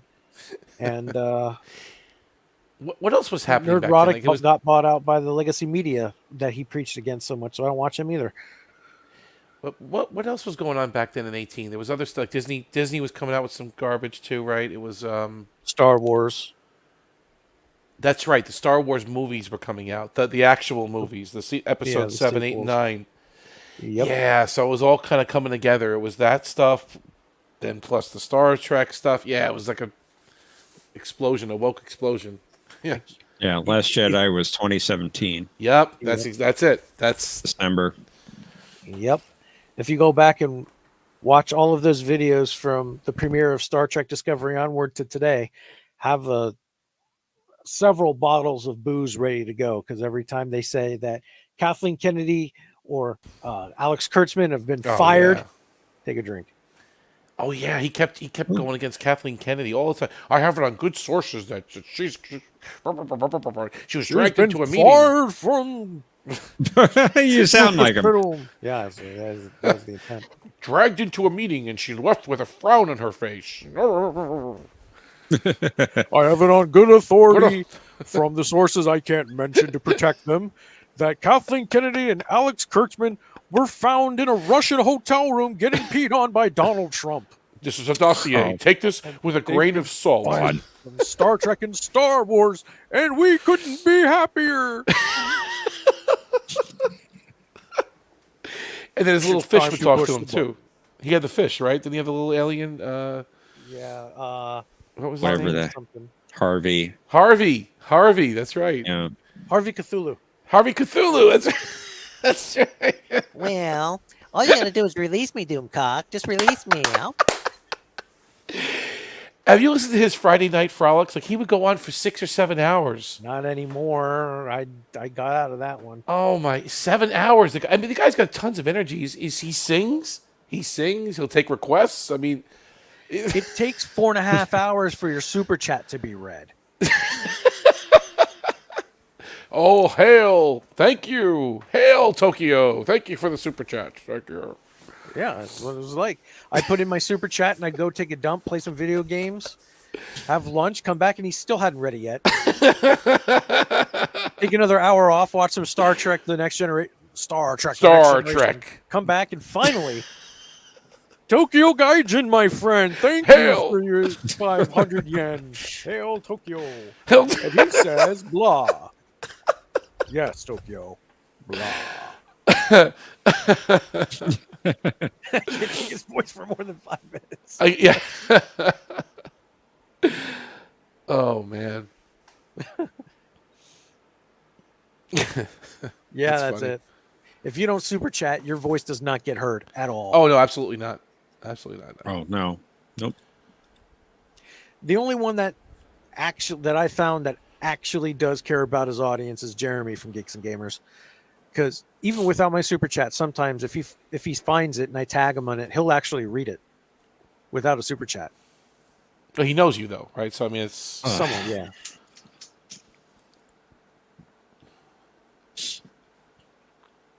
talking about other shows. I mean, some of the Star Trek actors have done streams and podcasts now. It's becoming a popular thing, The Shuttle podcast with which they Connor just Trinneer. renamed to the Decon Chamber. So they renamed the shuttle pod show Decon Chamber. What is that? Connor Trenier and Dominic Keating. Dominic, yeah. And they had their first guest was Shatner. They sat down with Shatner for an hour. It was actually a really good show. And the second one they had was Terry Farrell. And they had her on there for an hour and a half. She really opened up to them. Because she kind of looks, she does interviews sometimes and she's a little standoffish, but she was very relaxed on this one and she was really cool.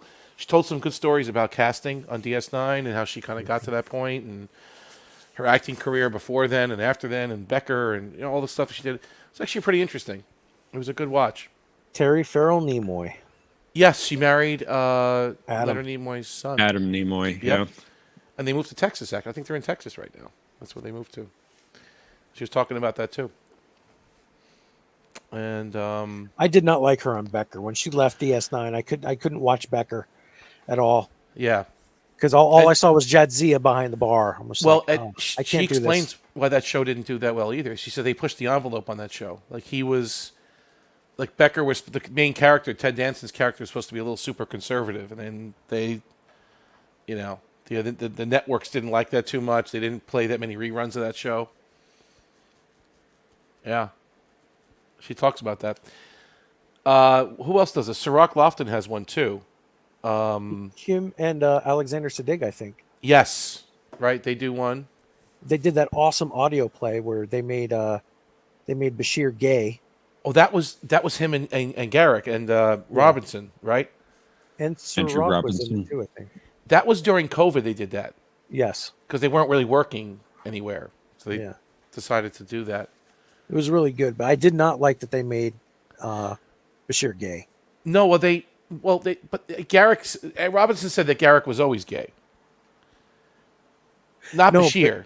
Not Bashir. Right, no. Bashir was gay too because when apparently Esri died, the host went into a male who didn't give a crap about tradition and shacked up with Bashir a few times. Oh, I didn't know that. That's part of the story. Esri's dead. I guess I was talking about they've done interviews with Andrew Robinson, and he said that he always played the character that way, that he was. I just thought he was flamboyant. I never thought he was gay. Because no, he played it that way. Shacked up with Zial. He talked about it. He said this. If you watch the show carefully, you see the way he talks to Bashir. Just watch it from that perspective. The way he talks to him, he touches his shoulder a little bit. He does a little bit of this, a little bit of that. He goes, dude, I played that character like I was trying to get with this guy. And he said it. It was on one of the interviews. It was on one of the podcasts or whatever. I never picked up on that until recently. It was a joke. It's just the act. Maybe he was making a joke. It's possible, but he said it very seriously on the show. Like he was like, "That's how I played the character." He's like, dude, he wanted to bang the guy. It's like that's what he said. And I'm like, oh my god. All I heard before is that in his first episode he played it that way, but then the producers told him to kind of knock it off. Oh, really? Yes, that's the impression I got anyway. Yeah, because you see, he kind of grabs his shoulder, right? He kind of goes around him, and it's.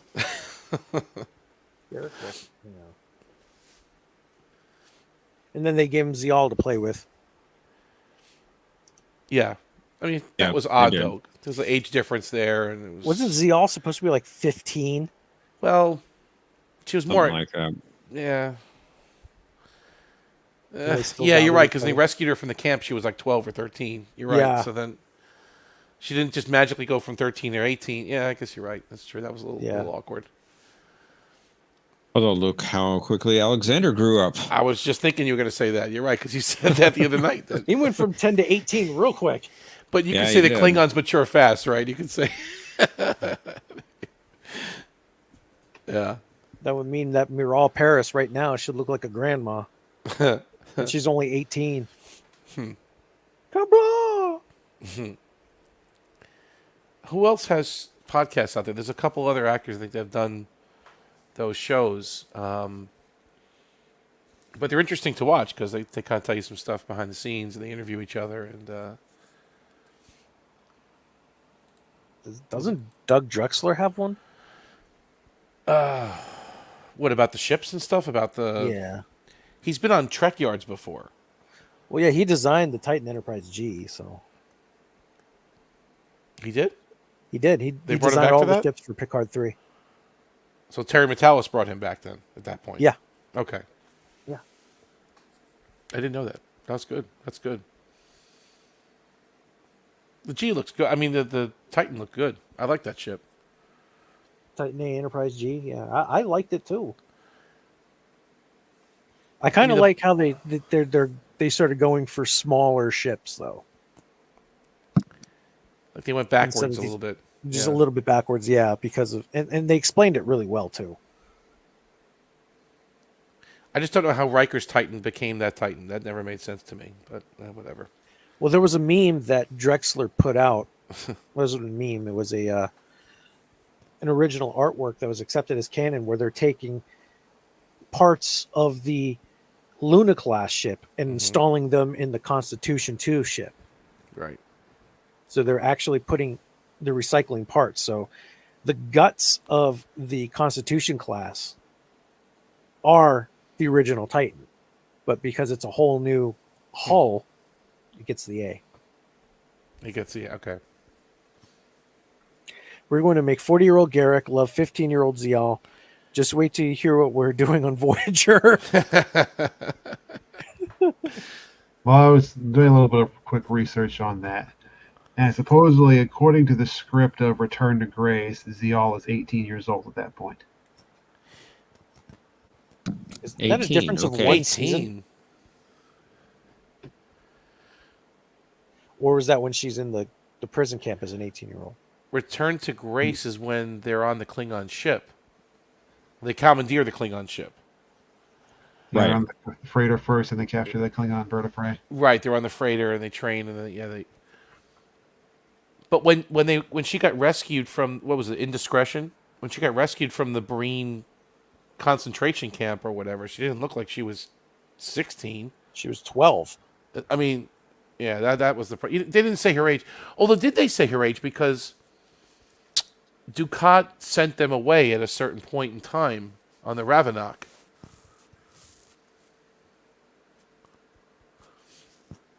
We have to go back to that one then and see. Okay, so that was Indiscretion. I think they should have spared Zial, but Mark she was Alimo good. didn't play that too well. I loved you. We have to go now, sir. The Federation is here. We have to go now. They were really good for guest stars. You have to give them credit. I mean, all those guys, between Jeffrey Combs and Biggs there and Alimo, I mean, they were strong characters. I mean, they were really, for guest stars, they were strong. It was stupid that they made it the Enterprise G. Yeah. Like, why rename the ship? It didn't, whatever. Yeah, Possibly they could have just built a new Constitution 2 and have them side by side. You come up on the Titan, and Picard goes, "Oh yes, you're going back on the Titan," and Jack would say, "No, not exactly, sir." And then the shuttle veers off, and right next to it's the Enterprise G. That would have been better. She was built and commissioned in your honor, sir, for you and your crew. That would have been better. According to the script for Indiscretion, the Ravenok disappeared 6 years prior. Okay, so she was 6 years prior to. So she was 6 years old. Well, no, that's assuming she had the baby. She could have been living. They could have been living together as a family for a while. So that's what, TNG season 1? No, Right, 6 but years that's when they sent her away. Because he said the occupation was coming to an end. And Dukat said, I want to send my family away to protect them, I believe, or something along those lines. So hold on, who is Zial's mother? Torrin Was Zial's Aprem. mother Kira's mother? No. Her name is No. Torrin Aprem. Ah. A Bajoran woman. Kind of the same idea as Kira's mom. Like a comfort woman or whatever, or concubine or whatever you want to call it. That could have actually been something interesting, like when Kira goes back in time and realizes that Zial is her sister. Oh, man. How would've been that would have crazy. played out would have been so awesome. Thomas says, I want to hear Omni's theory on how 7 was assimilated before Q. Who? Well, that's interesting, Thomas. We watched. The Raven was it's pretty well explained, I think, in Dark Frontier. Yeah, it was very well explained in Dark Frontier. Raven was before TNG. That ship was probably around the Enterprise C era, right? The 2340s, maybe? I think a little bit later than that, I think. 2350s? I think maybe about 8. Well, if It was 7's before supposed to season be in one her of TNT for 20s, sure. 7's in her 20s, right? Let's say she's in her mid-20s. That would put it in the early 2350s, give or take. And she was assimilated at the age of what, 5 to 7, somewhere in there, looked Yeah. like. Just enough time to hear of rumors of these creatures Now, that were spreading around. right, and Thomas is right. How did they know about the Borg? That's the problem I had. Not how did she guys. I mean, they had a model of the Borg cube on the Raven. She was playing with it as a toy. Yeah, that's the part that kind of bothers me a little bit. Yeah, I mean, it's fine if they've heard rumors, but they have an exact model of a Borg cube. they know the Borg are on cubes. They know they have a collective consciousness. They know a lot about the Borg for people that are going to explore them.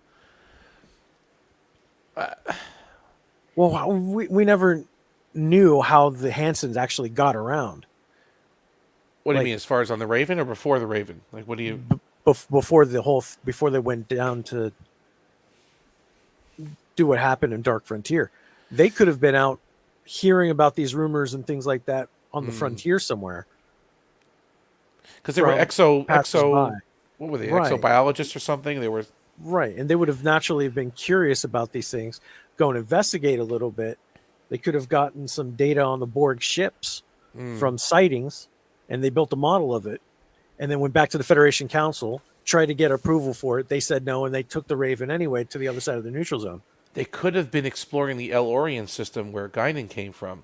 That too. Well, wasn't the El-Orient system in the DQ, or was that never No, established?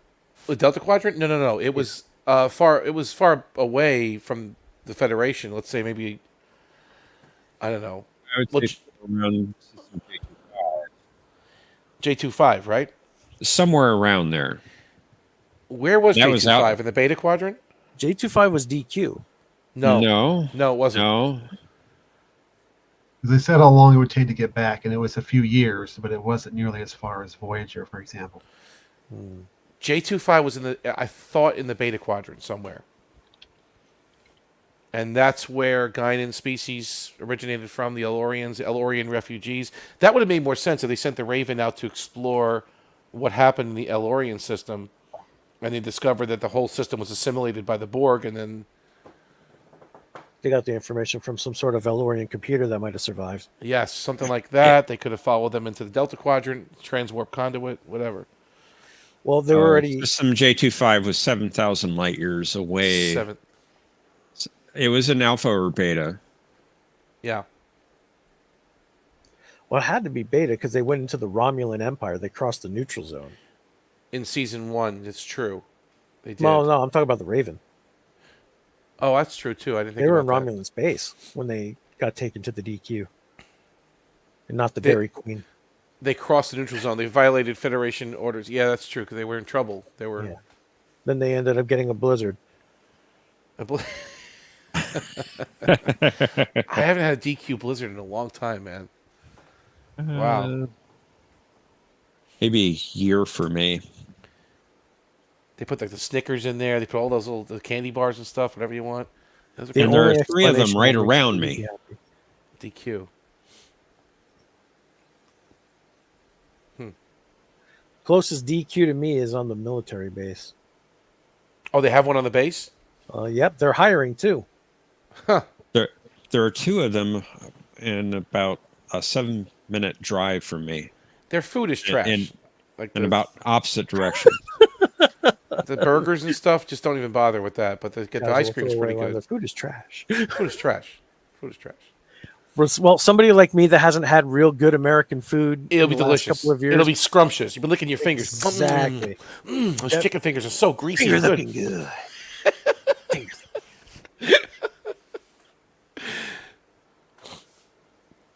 I like Rumor has it Carvel. that you're on your way down. Yeah. Finger looking good. Good movie, Constantine. The name is John Constantine. Ahole. Keanu Reeves. Yep. He said he wants to go back to that role. They asked him that question on an interview. They said, well, which Yep. role would you want to go back to? And he's like, That they won't Constantine. do. And he said, Constantine. you saw that same interview? Yeah, that was pretty cool. Yep. And then if they do make that movie, can I be in it? Gosh, I hope not. Colbert, sit back down. Colbert's the worst. Colbert. That's right. It was the Colbert show. Yeah, it's true. Yes, it was. Colbert blue cheese. Give me a few minutes. I'll be right back. No problem. Something I must tend to. So, did you look up J25? Did anyone see where it was? I mean, I think it's in the whatever it is, beta or alpha quadrant. Memory alpha, it says it's either in the alpha or the beta quadrant, and it would have to be in one of them. Okay, It's one of those things where it's never been officially established, I think. got it. But delta and gamma would be too far away. Yes. For 7,000 light years. Because Earth is on the border of the beta quadrant, basically, even, right? I mean, we're Yeah, it's on the border of alpha beta. alpha beta right there.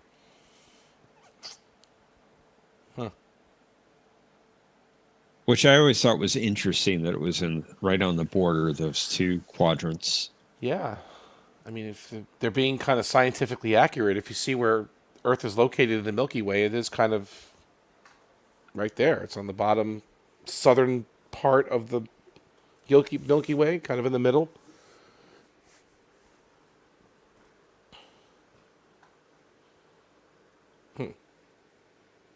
Yeah, that part was odd though with the Raven and the family. That always did never sit well with me. I didn't understand it.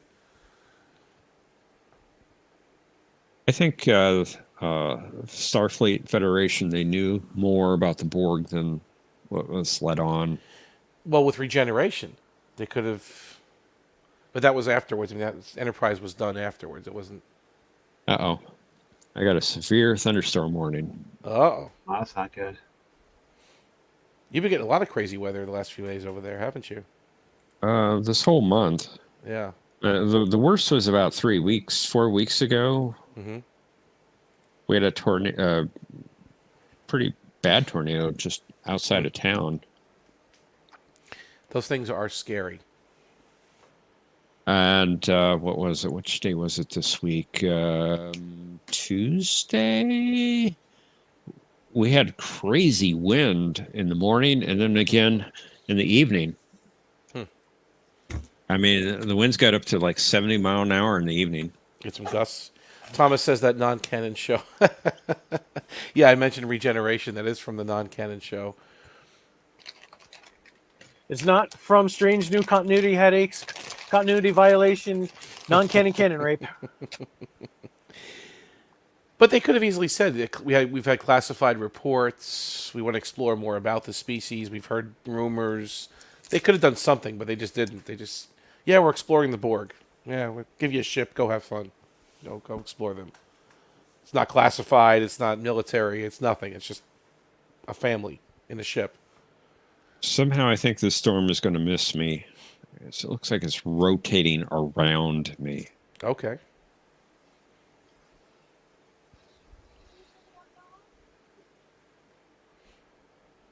There's a lot of hail that comes with those tornadoes too, right? You get those big, kind of golf ball size hail, right? With the they've had reports of like 5-inch hail. Oh man, that'll destroy your car. Your Yeah. car be destroyed. Destroyed.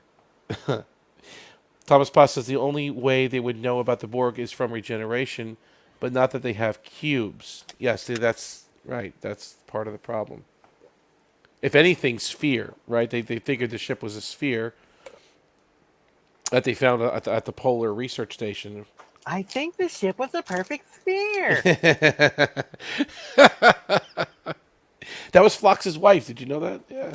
I was just going to say, yes, Mrs. Phlox, you're right. It was Mrs. a sphere. Phlox. Mrs. Phlox. Did you notice that they repainted the primary hull of the Enterprise D as part of the debris? No, I didn't catch that. They did. Clearly see it. Really? Huh. Mm-hmm. Talk about kit bashing. Yeah. Wait a minute. They did what now? There's a scene at the primary hull of the Enterprise E as part of the Borg debris. In the Arctic snow in that field there. Okay. Oh, wow. Never noticed that. Let's see if I can dig it up.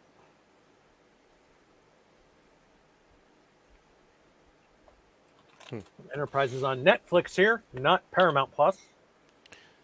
Well, you don't know what you're missing. What was that supposed to mean? It streams better on Paramount Plus. It's clearer, higher definition signal. It's much better.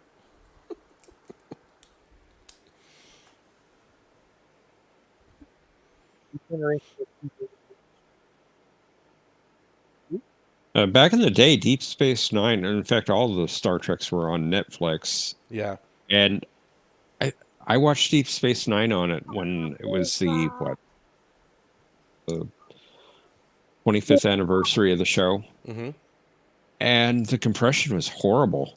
It was. You'd see like, it's almost like they took it off a VHS tape, right? You'd see like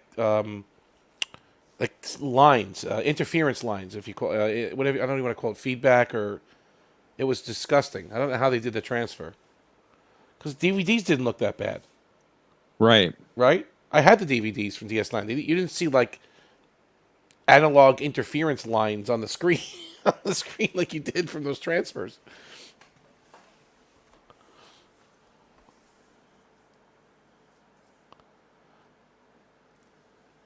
Thomas Potts says, which makes no sense since they only lost that little part of the dish and Worf destroyed it. Well, I think... Oh, you mean, okay, the Enterprise being on Earth. I see what you're saying, yeah. Assimilate this. That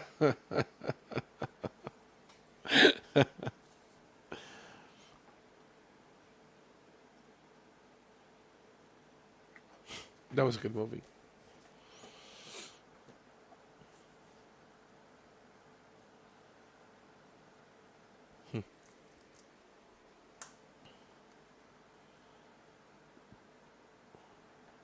Well, at least Discovery didn't mess with the Borg. I mean, at least you can give them that credit, right? I mean, Picard did. Strange New Worlds didn't yet. At least they didn't go there. Are we supposed to list that as a positive for Discovery? I think at this point you have to, because every other show tries to go there with the Borg. At least they gave the Borg a break. Nah, we're gonna focus on the Klingons and Kalesh and Red Angels and Spock. Although I don't think they did a bad job with the Vulcan stuff either. Although Spock going crazy was a little weird. That was a strange storyline with him going berserk in season 2.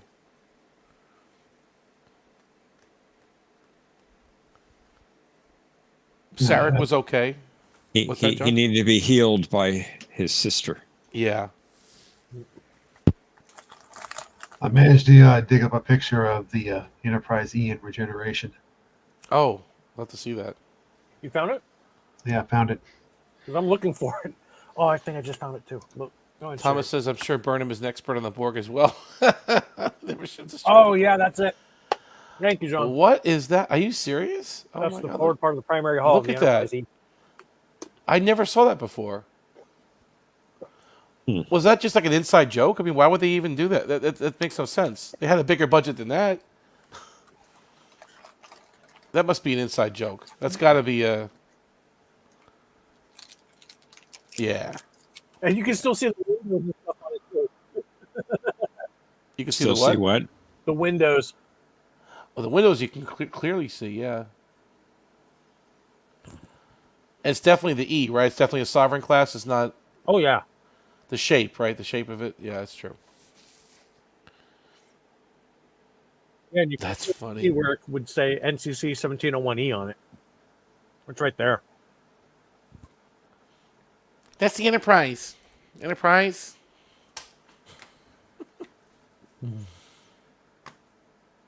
Oh, that's funny. Thank you for that, John. Sure, no problem. That was great. Yeah, I never saw that before. No, I didn't either. And I've watched that episode several times. That's a great episode of Enterprise. Mm-hmm. Yes, it is. That everybody got PO'd over. Nobody liked except for us Why? because it was great. What was the problem? Because it Been in introduced the debate Borg? for years over that episode. Years. What do you mean? That episode, a lot of damage that was uncalled for. Because they introduced the Borg early? Is that Uh-huh.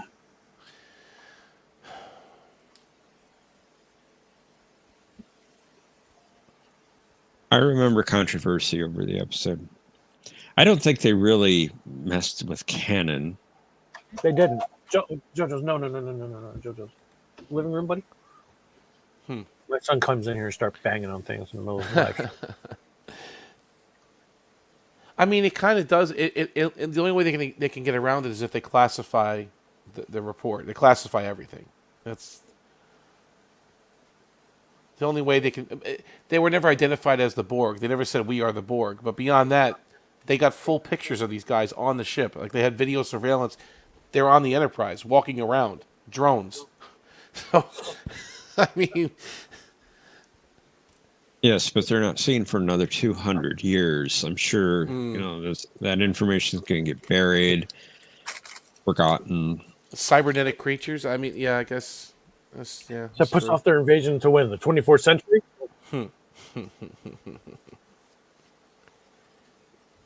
Yeah, and all right, that was bogus at the end. You're right. So were they trying to say that the signal that the ship was sending was then going to trigger the Borg of the future to start heading our way? Start heading our way. Exactly. That is that what they? Yeah, I guess that's what they were trying to insinuate. But Q is the one that flung the ship in front of the Borg in J25. Mm-hmm. So it wasn't like they were coming for Earth. Although the neutral zone, they were kind of messing with those outer. They were striking Federation outposts at the same time. They were also taking out Romulans. Romulan outposts, right? Whatever. Nitpicky stuff, I guess. He doesn't have a clue. But you know anything.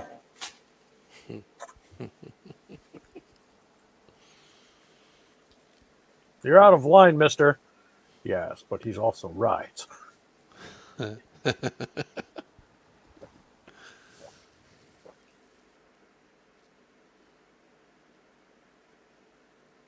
Yeah. I have a very substantial portfolio. Mr. Offenhouse? Yeah.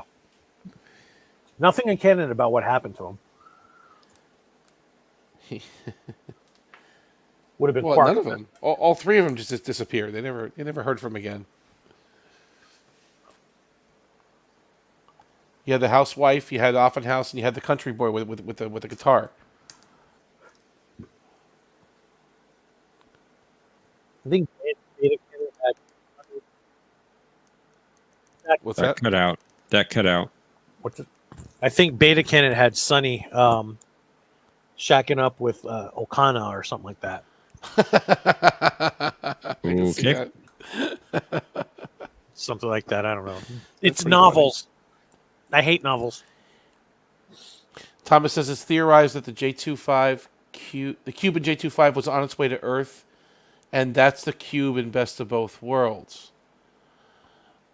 So there was a line in Best of Both Worlds. Is it the same cube from J25? And Jada says I wasn't sure, identical. But the dimensions are identical, right? Yeah. Undetermined, but the dimensions are identical. And then Thomas says that's why it was so close and not in the Delta Quadrant. Okay. So that was the cube that was on its way to Earth. So that means they regardless. didn't have transwarp until season 6, going into season 7. So how did they get transwarp so fast? Did they assimilate a Voth ship? Well, apparently they did because the Hansons followed the cube through transwarp, Right. didn't they? Yeah, they did. They said a transwarp conduit opened up and they got caught in the wake. That's true. Yeah, you're right. I mean, So look, why they were Borg just fleshing using out the Borg at that conventional warp point. drive? I'm sorry, Tokyo. What'd you say? I didn't mean to cut you off. I was saying, why did the Borg use conventional warp drive? And I was about to say, I think they were just fleshing out. This is all still fresh. I mean, TNG was still fresh, so they were still getting the universe put together. I like the original Borg. I like the Q-Who Borg and the Best of Both Worlds Borg for obvious reasons. I like them. I think that was more menacing than kind of what they did later on. They were just nothing stopped them. Nothing. They were just soulless. They didn't move that fast. They were robotic. I kind of like that early I believe Borg. the original idea was the Borg was supposed to be associated with the invasion of Starfleet in season 1. Conspiracy. Yeah, conspiracy. I'm so glad they weren't. I hated that episode. The bug creatures. They blew up the one dude, and this thing came out of the meat, and it was all meaty. It's all. Like, I'm sorry. I do like that episode. When he shoots the admiral. Yeah. the little tail of the worm sticking out of the back of their neck. Okay. Ugh. Then I need a question for all of you. Then the Captain Tryla Scott. That was the one, right? Yeah. Was she God. okay? Was she infected when they met on Ditalix B, or did she get infected afterwards? Because the Horatio blew up. Maybe she did. Well, no, because Horatio, what's his name? Walker said that he didn't trust his first officer. But Walker Keel. yeah, Walker Keel. But on that planet, do you think she was infected or no? I think she was. On Ditalix. Mm-hmm. It would make sense that she was being infected. Because they said the problem is memory, right? They asked Picard a whole bunch of questions about his past. And you know what, Thomas? I'm so glad they weren't. I'm so glad they weren't. They shouldn't have used the changelings, but That kinda- that was needless. That was I needless. was kind of hoping they were. Instead of the Borg again. can you imagine Jack turning to Jean-Luc and going, "Well, Father, I am a worm." I don't think so. The worm sent me, Captain. So maybe they got Tryla Scott after Ditalix, then, is what you're saying. Maybe she wasn't infected on Ditalix because they tested her, but then later on they got her.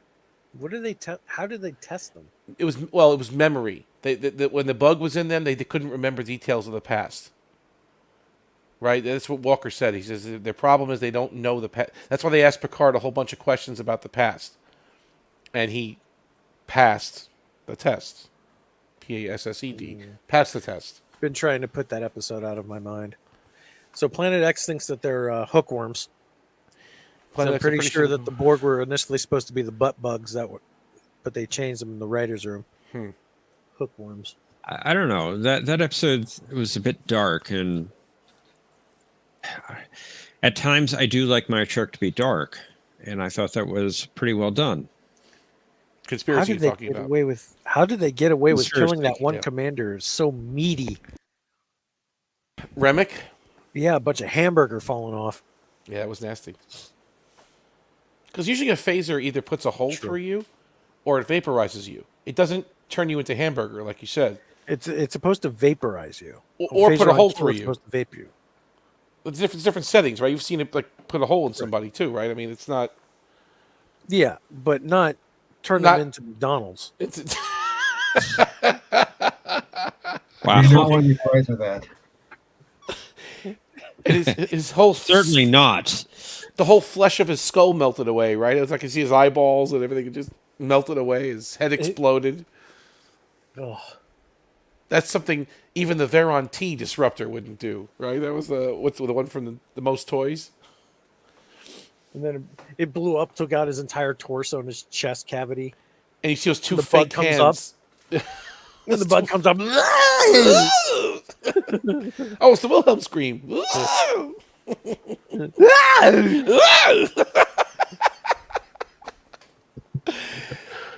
and wasn't that the chair that they used in with the Admiral, the Too Short a Season? I believe so. That same stupid wheelchair that they built for him. That was yeah, like Half that pipe one. chair. Yes, wasn't that the chair he was in? I have to pull it up now. I have to see. Turn it into the throne at Starfleet Command, like the stupid thing ruled by a king. I am King Spock of Starfleet. The Benjamin Button episode. I'll pull up that Now video that's an now. episode I didn't care for.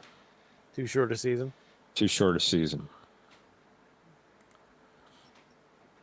I mean, I see what they were going for, but it just wasn't executed real Yeah. well. the actor was trying his best, but it didn't work. Would have been. I have to see that episode again. He didn't overdose and turn into a 12-year-old boy, did he? He killed. Well, they were going that way, but then he just killed himself. It killed him. Okay, yeah. And he went back to like being 20 or something, 18. They took it as far back as him being 3 years old. He's crawling around the deck of the Enterprise. Picard, fire! Picard, fire! Picard, fire! Kill them all, Picard! That's an order! He OD'd on it. Dies as a puddle of goo in sickbay. He turned back into a fetus. And that was the end of Admiral. Jameson, yeah. I thought it was interesting. I mean, and the dynamic with him and his wife, I thought that was pretty cool. And the guy who played Karnas was great. That was the original guy who played the Klingon in The Trouble with Tribbles. Yep. You're right. I shoot.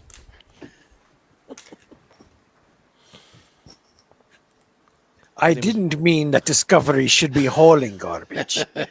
I meant to say it should be hauled away as garbage. His name is Michael Right. Pataki, the actor. Yeah. He's You're right, great. Thomas. Another bad admiral, Jameson. Jameson. He gave weapons to the Karnas people. The Carnassians. I forget what they were called now. John, they never used the Wilhelm scream in Star Trek, did they? Not that I can think of off the top of my head. Unless it was used maybe in the JJ films. I don't think so. Yeah, that's crazy. His head explodes. I'm watching the Remick getting blown up. Can you imagine crewman Olsen getting sucked into the drill laser? It's like a half Wilhelm scream. Ah! He says his scream is annoying. What's that? Home Soil? You mean the one? Which episode are you talking about? No, I'm talking about Star Trek 09. The JJ. Oh, 09. Oh, that guy with the parachute. He parachutes into the drill. Okay. I thought you meant in that episode Home Soil where that drill went crazy and started shooting at Data. Olsen's gone, sir.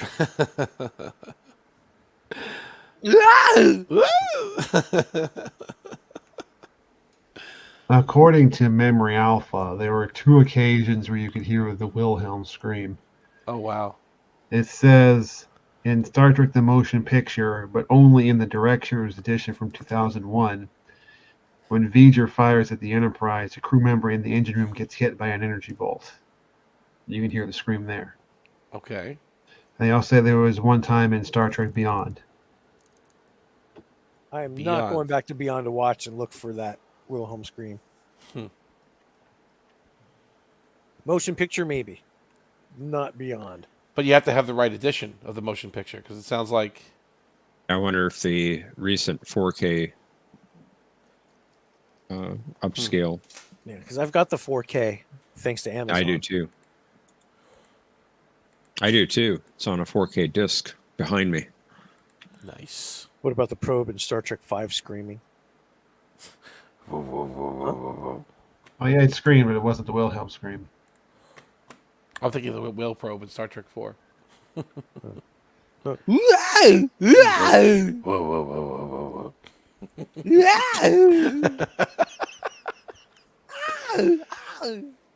He goes, you. How does he do it? Oh, the enemy god, yeah. Right?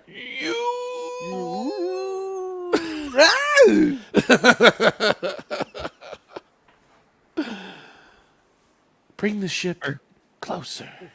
Apparently, I found a YouTube video that has a lot more instances of that scream in Star Trek. Oh, really? Oh, we gotta watch it. Give me a Now, link. I don't. Yeah, hold on. I don't know if they just added it in or what. Let me put it in the private chat. Oh, heck with it. I'll put it in the comments. It'll appear as John, but I can't click that. Not in here. Please note that the actual John DeMarco does not support or denounce this.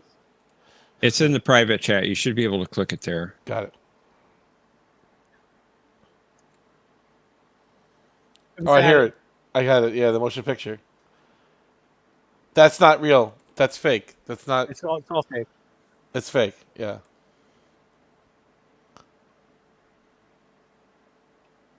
That wasn't even the Wilhelm scream.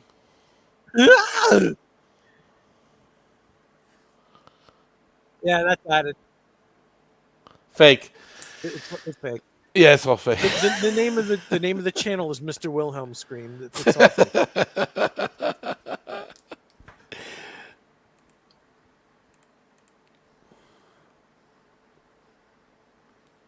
You hear over Terry Farrell's voice. Flag set the Starfleet. When the Reaming gets shot, Nemesis. That's pretty good. That's a good one, actually. Here's the one from Beyond. I found it. Yeah. No Reman You scream. hear the Reaming? Did you see that? It was well timed, but no, that was not there. That was good, though. That was good. Technically, Thomas, this is my StreamYard. Yeah, I was too lazy to switch over to my own account. Oh no, barely. I don't think so. This is the same channel. I would question that.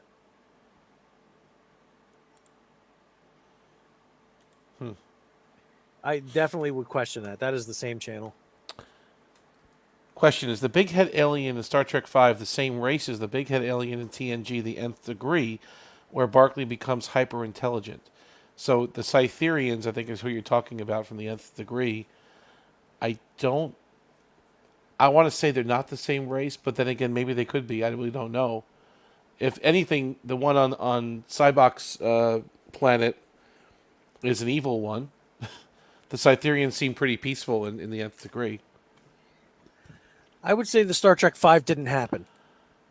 That It was all a dream. dream. Yep. I think Definitely. it's real. I think it's real. I think it's real. And it's real Because it's a fake. all right, it's this reason only. Shatner finally got the chance to direct the film.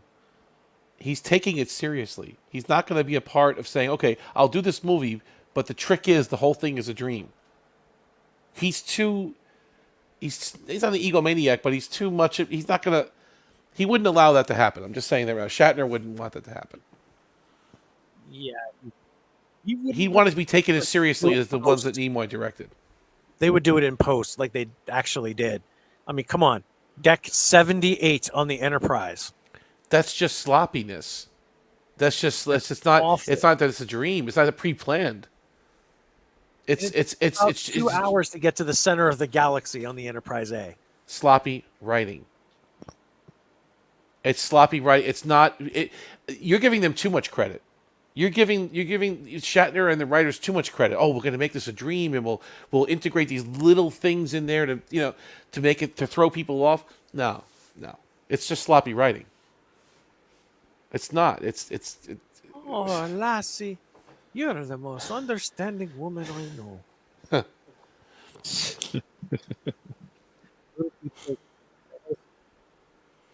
Oop, that was muffled. Dull, muffled. Your mic muffled. How the Soul Hunter do it? Dull, fainting, muffled. Yes, muffled. How can you be deaf with ears like that? Genesis. So was that Genesis on Discovery on this episode? You think it was Genesis? Yes. That fire planet? No. Yes. Okay. So why Planet didn't that was- Burnham say, "I have had enough of you"? Here's your well-placed Wilhelm. Why would it be Genesis? I mean, I kind of thought that too, just because the way the fire was shooting up out of the ground. There's not many planets you go to where there's just flames shooting up out of the ground like that. Where else did they go? Hell? Yeah, right. I mean, it's So they went Galaxy's back a to big a time- place. yeah. Where's my sphere data? Hell!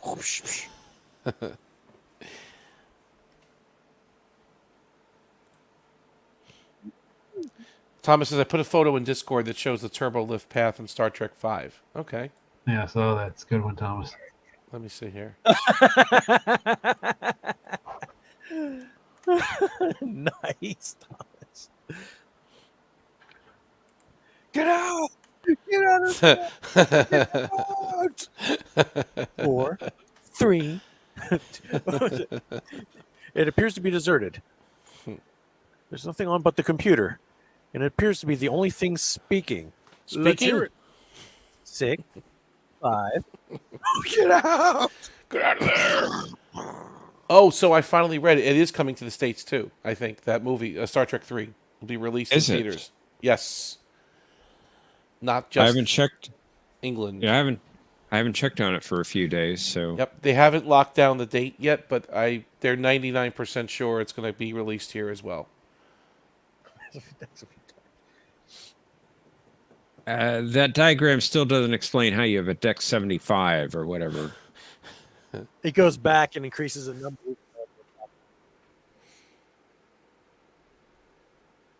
It's just sloppy. It's just it's a cheat. Or it's a discovery, or they talk to the discovery engineers. Yeah, Because demon drop enhanced. I know they've had discrepancies before with the number of decks on a ship, but nothing like that. Loops around in circles. Spock loses control 6 times. Kirk falls. They were hoping the audience was a little bit, not paying that much attention, just enjoying it for face value. Well, no, I was paying attention. I'm like, wow, the Enterprise A is the tallest starship at 80 decks tall. And then they pair it up with the Enterprise D, and that's just like, how is the D only got 47 decks and the Enterprise has 80? 70. Yeah. Like, no. Then I got older and I realized that. But that should be great to watch Star Trek 3. I've never saw it in the theaters. I was too young when it came out. So that would be a real treat for me to go see it.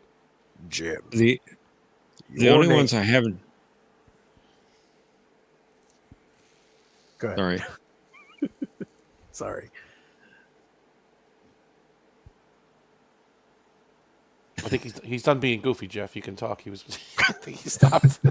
The only ones I have not seen at the theater are the original motion picture, although I did see the 4K directors recently, a couple years Okay. ago, That counts. and 2009. All the other Not ones I've see seen. 2009 in the theater. You didn't see it. I did not see 2009 at the Got theater. it. Okay. I don't want to see 2009 at the theater. But you I saw did the other see, two. I Beyond did is see the other two. You know, Darkness. Okay.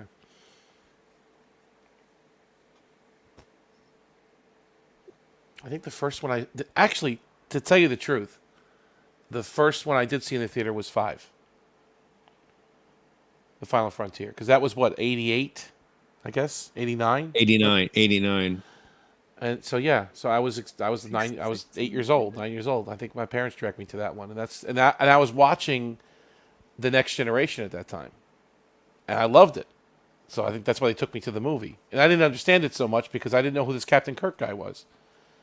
I was only knew Picard and the rest of them. Then I finally, because of the movie, started watching some of the original series, the tapes and what have you. I'd rent them, and Now, what's funny is I could have seen the motion picture in theaters, but I didn't. You would have been I young, remember too. going in the same month that came out. I remember going to see The Black Hole, Disney's The Black Hole, which I loved, and it's still a kind of a cult, fun type thing to watch. I mean, it's not a good movie, but one of those movies that it's nostalgia.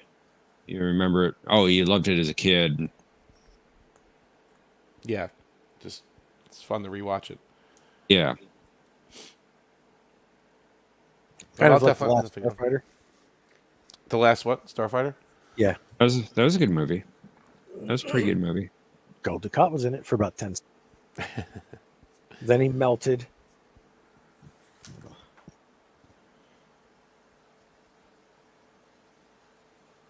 Well, this has been a great chat, guys, but it's getting pretty late here, so Yeah. might want to start winding it down. Thank you for keeping your promise, John. Oh, no problem. Appreciate the stream, John. It was really Thank good. you for hosting. Pleasure. Thank you for joining me on the panel. If it had been just me up here, the stream would have probably lasted about 5 minutes. That would have been no fun. And thanks to everyone who joined us in the chat. We appreciate it, even those who are calling rigged. It's kind of a tradition around here, so appreciate that as well. Oh, we know who did that. Indeed. Rigged. Rigged. We should play that noise, that sound effect every time somebody says rigged. It would be going off a lot. I mean, you hear it at least 15 times Yeah. a Jeopardy, at least, right? I mean, I don't know. Maybe they'd get sick of it and they'd Yeah. stop saying it. I'll stop doing it. Yeah.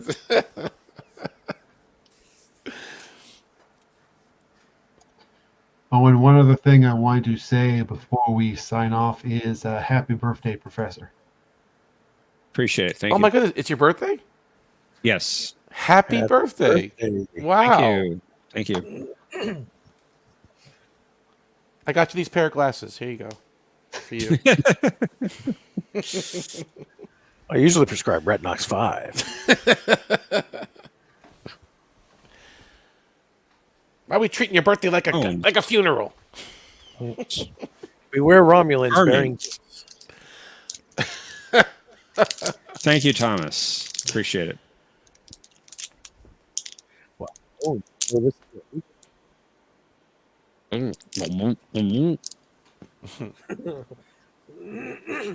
Sorry. It just came through muffled. It muffled, yeah. We'll get you Thank you, a Planet Carvopian X. pound cake. Or a cellular peptide cake with mint frosting. That's better. That looked good, right? Oh, That's the one you want. that's disgusting. It looked good though. That blue shiny frosting. It looked good. And Worf said, "With mint frosting." As Counselor Troy's getting eaten on the table. I'll just take a red velvet cake. Okay. Those are yummy. Those are yummy. Red velvet's good. It's chocolate. That's red. It is chocolate, yes. But somehow it tastes better, and I don't know why. It does. It does. That's all it is. Lieutenant Commander Data, the original Android smartphone. Answer it. Answer it. I do not believe I have the app for that, Captain. Although I do believe I have another app that you might find useful. Well, what is it, Data? It is called John has tried to end this stream 20 minutes ago.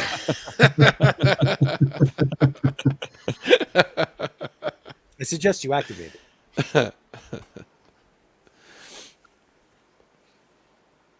Yeah, thanks everyone. I appreciate you joining us. We'll be back on Saturday at 9 p.m. for our usual 3 rounds of Jeopardy. So I look 9 forward to p.m. seeing you all Eastern. there. 9 p.m. Right. Eastern. Well, it's 8 p.m. Matthew time. Indeed. Catch you later, everyone. Have a good night. And Have a as good always, night. we want to end with justice for Tuvix. Justice